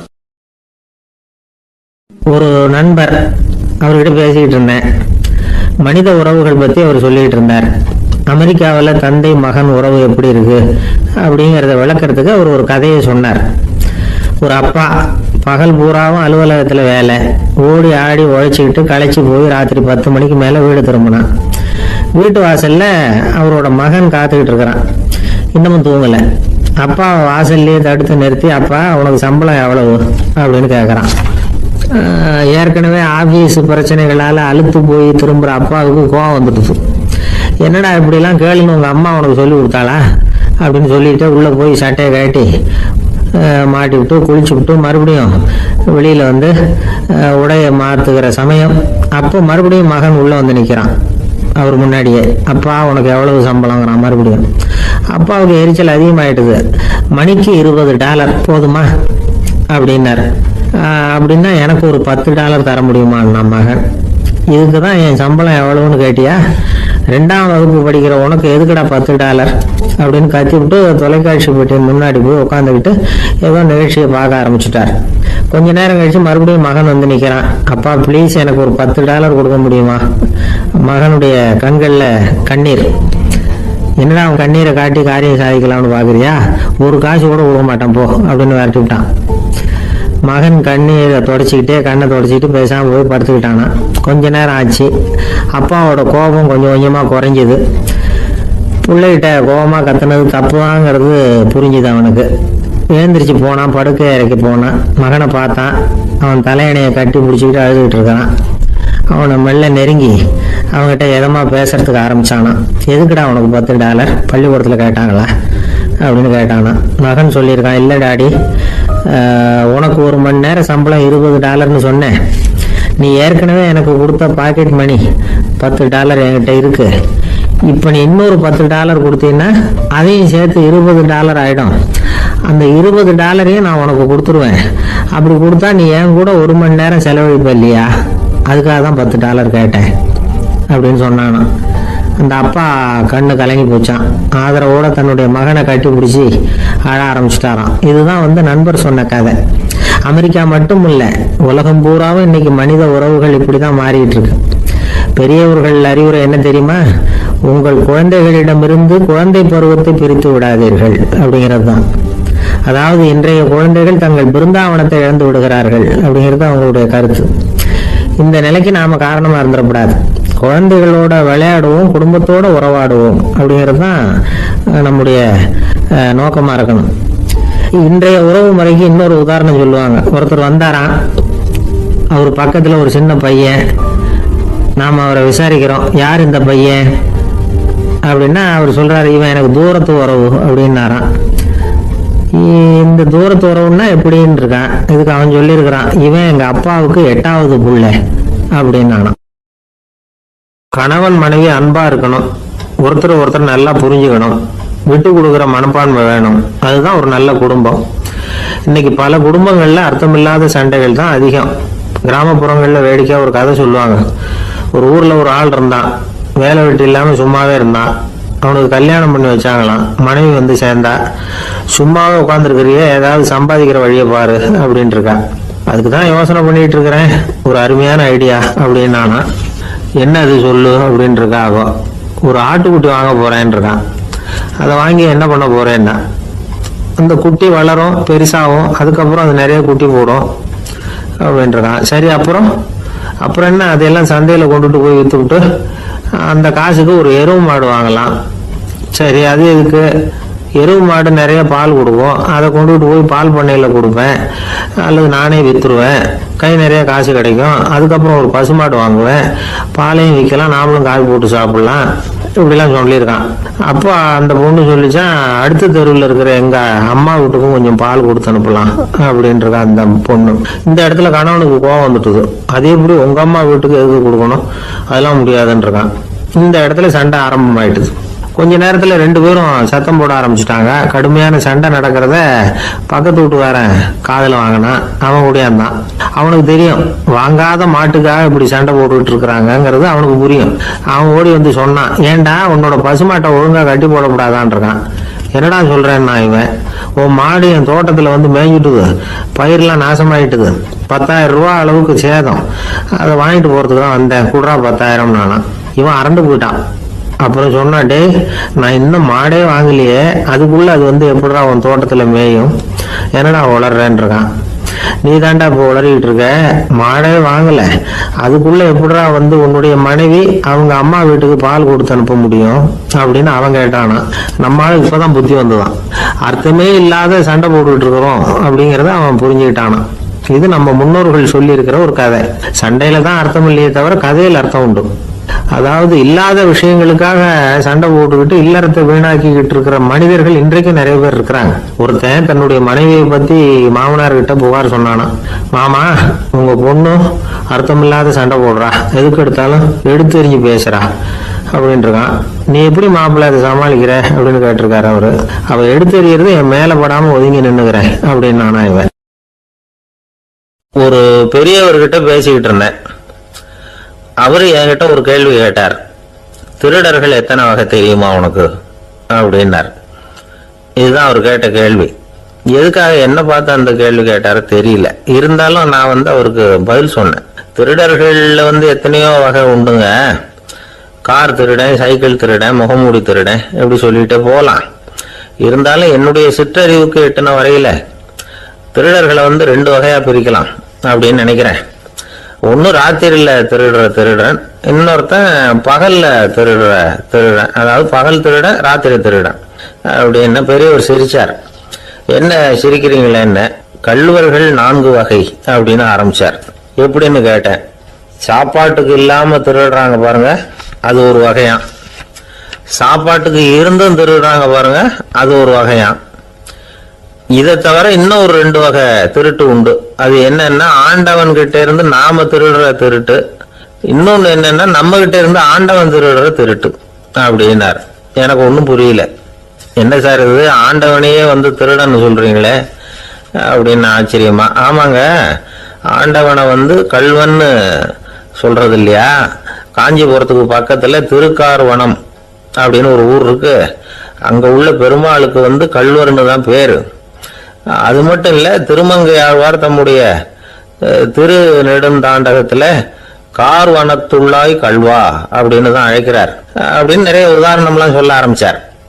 அதுக்கப்புறம் அவர்கிட்ட பேசி நான் புரிஞ்சுக்கிட்ட விவரங்களை தான் நான் இப்போ உங்ககிட்ட சொல்ல போறது. அதாவது அவர் சொன்ன முதல் வகை திருடர்கள் வந்து சாப்பாட்டுக்கு இல்லாம திருடுறவங்க. இவங்களை வந்து திருத்தி போடலாம். சாப்பாட்டுக்கு இருந்தும் பணம் சேர்க்கணுங்கிற ஆசையால பொய் கணக்கெல்லாம் எழுதுறாங்க பாருங்க, அவங்க தான் 2வது வகை. 3வது வகை திருட்டு தான் மிகப்பெரிய திருட்டு. இறைவனுக்கு சொந்தமானதை நம்முடையதுன்னு நினைக்கிற திருட்டு. எது இறைவனுக்கு சொந்தமானது அப்படின்னா ஆத்மா. பகவானுக்கு சொந்தமான ஆத்மாவை நம்முடையதுன்னு நினைக்கிறது தான் அந்த மாபெரும் திருட்டு. இதுக்கு பேர் தான் ஆத்மாபகாரமா. சரி, இதுக்கு பரிகாரம் என்ன? எல்லாம் இறைவனுடையது, நமக்கு ஒண்ணும் இல்லை அப்படின்னு நினைக்கிறது தான் இதுக்கு பரிகாரம். இதெல்லாம் இருக்கட்டும். 4வது திருட்டு ஒண்ணு சொன்னோம்ல, ஆண்டவன் நம்ம கிட்ட இருந்து திருடுறது. அது எப்படி? ஆண்டவனை வந்து கள்வன்னு சொல்றாங்க, அது சரி. அவர் என்னத்தை திருடினார்? இப்போ இன்னொருத்தருக்கு சொந்தமான ஒன்னை எடுத்து வச்சுக்கிறது தான் கள்ளத்தனம். ஆனா ஆண்டவன் எடுத்துக்கிட்டோம்னா இருக்கிறது எல்லாமே அவனுக்கு சொந்தம். அப்படி இருக்கிறப்போ அவரை எப்படி கள்வன்னு சொல்றது? இது என்ன புரியாம இருக்குது அப்படின்னு சொல்லி பார்த்தா அதுக்கும் விளக்கம் சொல்றாங்க அவங்க. அதாவது ஆண்டவனுக்கு வந்து உருவமே கிடையாது, அருவமா இருக்கிறவன், அதாவது உருவம் இல்லாம இருக்கிறவன். அப்படி உள்ள பகவான் வந்து நம்மள மாதிரி உருவத்துல இருக்கிறான். நம்மள மாதிரியே கையை காலு மூக்கெல்லாம் இருக்குது ஆண்டவனுக்கு. இந்த உருவம் நம்ம கிட்ட இருந்து திருடினது தானே. அவன் வந்து தன்னுடைய உண்மையான திருமேனியை வந்து நமக்கு காட்டாம, அதாவது தரிசனம் கொடுக்காம இருக்கிறது கள்ளத்தனம் தானே. அதனால்தான் இதுவும் ஒரு பெரிய திருட்டு, இருக்கிறதுலயே மிகப்பெரிய திருட்டு அப்படிங்கிறார். என்கிட்ட பேசிக்கிட்டு இருந்தாரு, இந்த விஷயம்லாம் சொல்லிட்டு இருந்தாரு அந்த பெரியவர். அதாவது திருட்டை ஆன்மீக நோகத்துல அவர் பார்க்கிறார். நம்ம பார்வையில இதை விட அபூர்வமான திருட்டுலாம் இங்க உண்டு. அபூர்வமான திருடர்களும் உண்டு.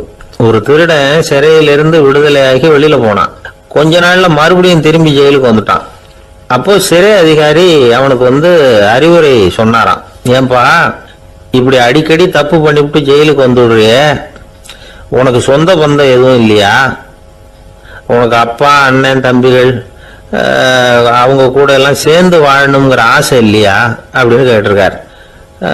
அவங்களோட சேர்ந்து வாழணுங்கிற ஆசை எனக்கு நிறைய உண்டுங்க சார் அப்படின்னு நானா அவன். அப்புறம் எதுக்கு இப்படி ஜெயிலுக்கு வந்துடுற அப்படின்னாரான் அவரு. அவங்க எல்லாருமே இங்கே தானே சார் இருக்காங்க அப்படின்னு நானா அவன்.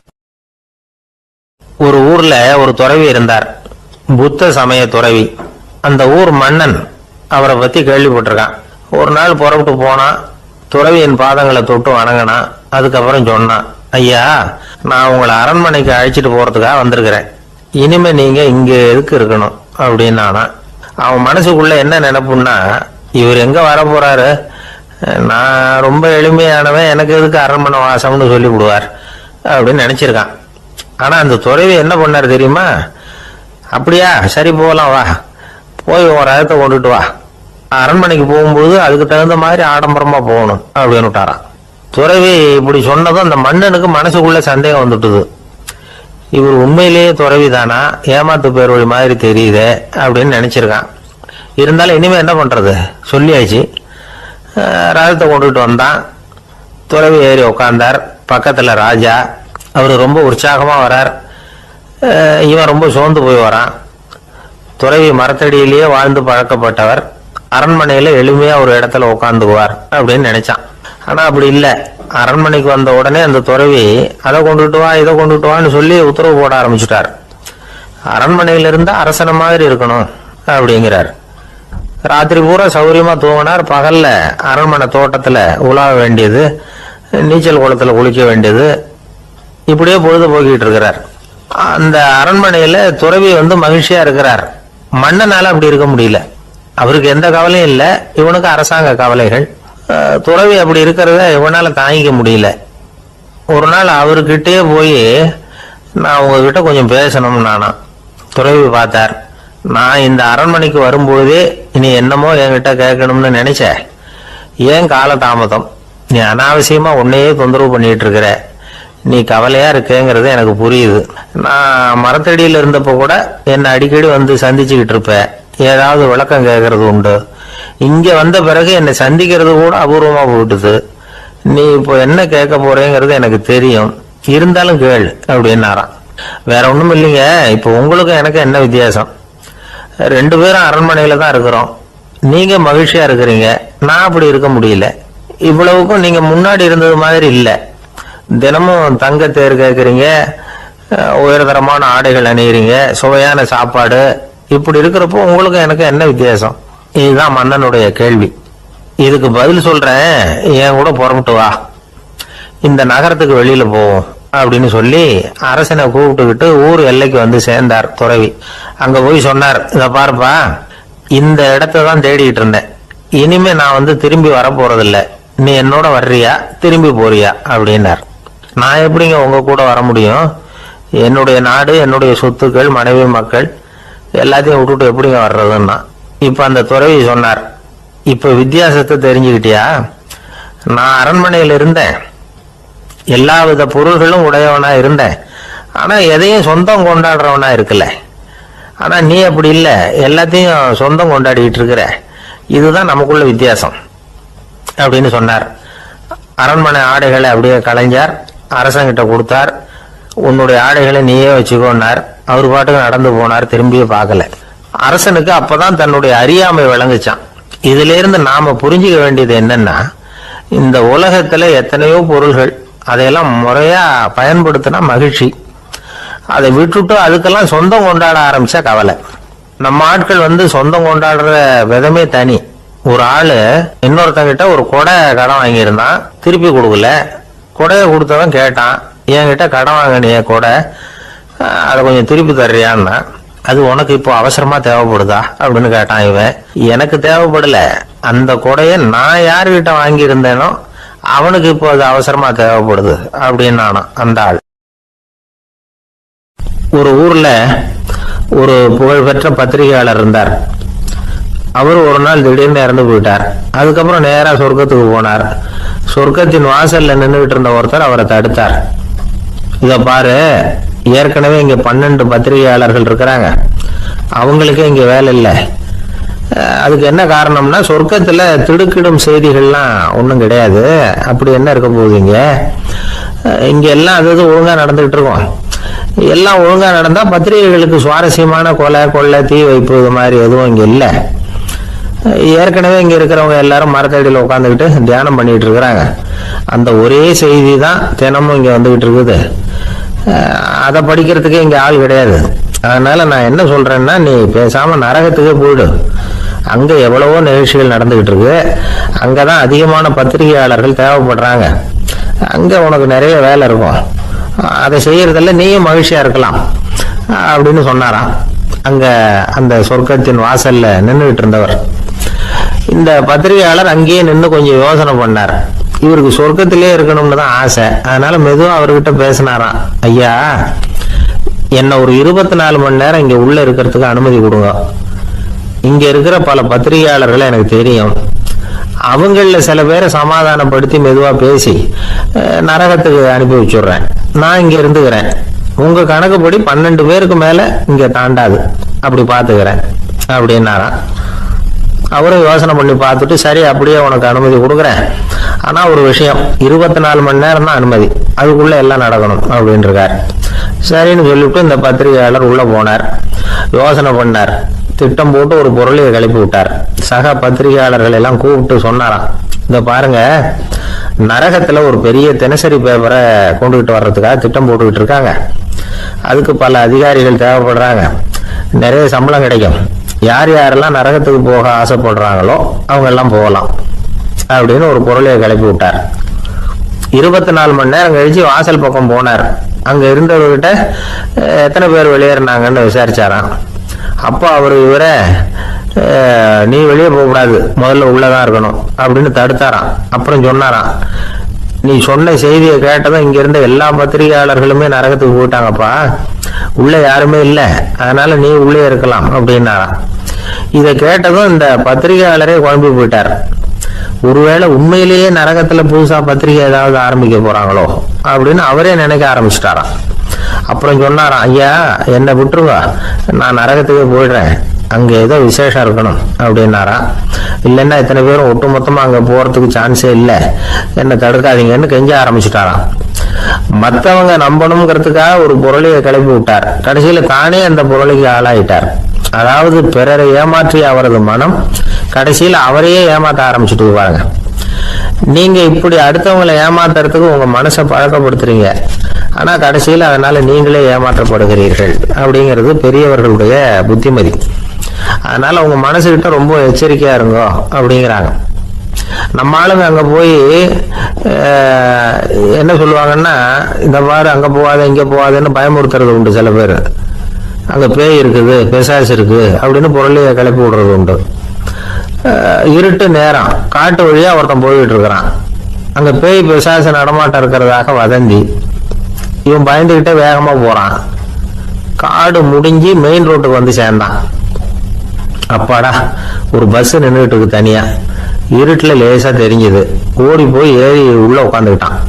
பயந்துகிட்டே போனவன் அப்புறம் தான் தெரியுது உள்ள யாருமே இல்லை, டிரைவரும் இல்லை, கண்டக்டரும் இல்லை, வேற யாரும் இல்லை.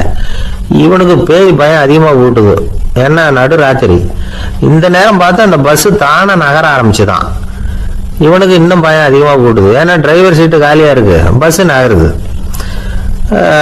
இவன் உடம்பு பூரா நடுங்க ஆரம்பிச்சுட்டு வீல்னு கத்தலாமான்னு பார்த்தான். அந்த நேரம் பார்த்து அவன் தோல்ல ஒரு கை விழுந்துதான்.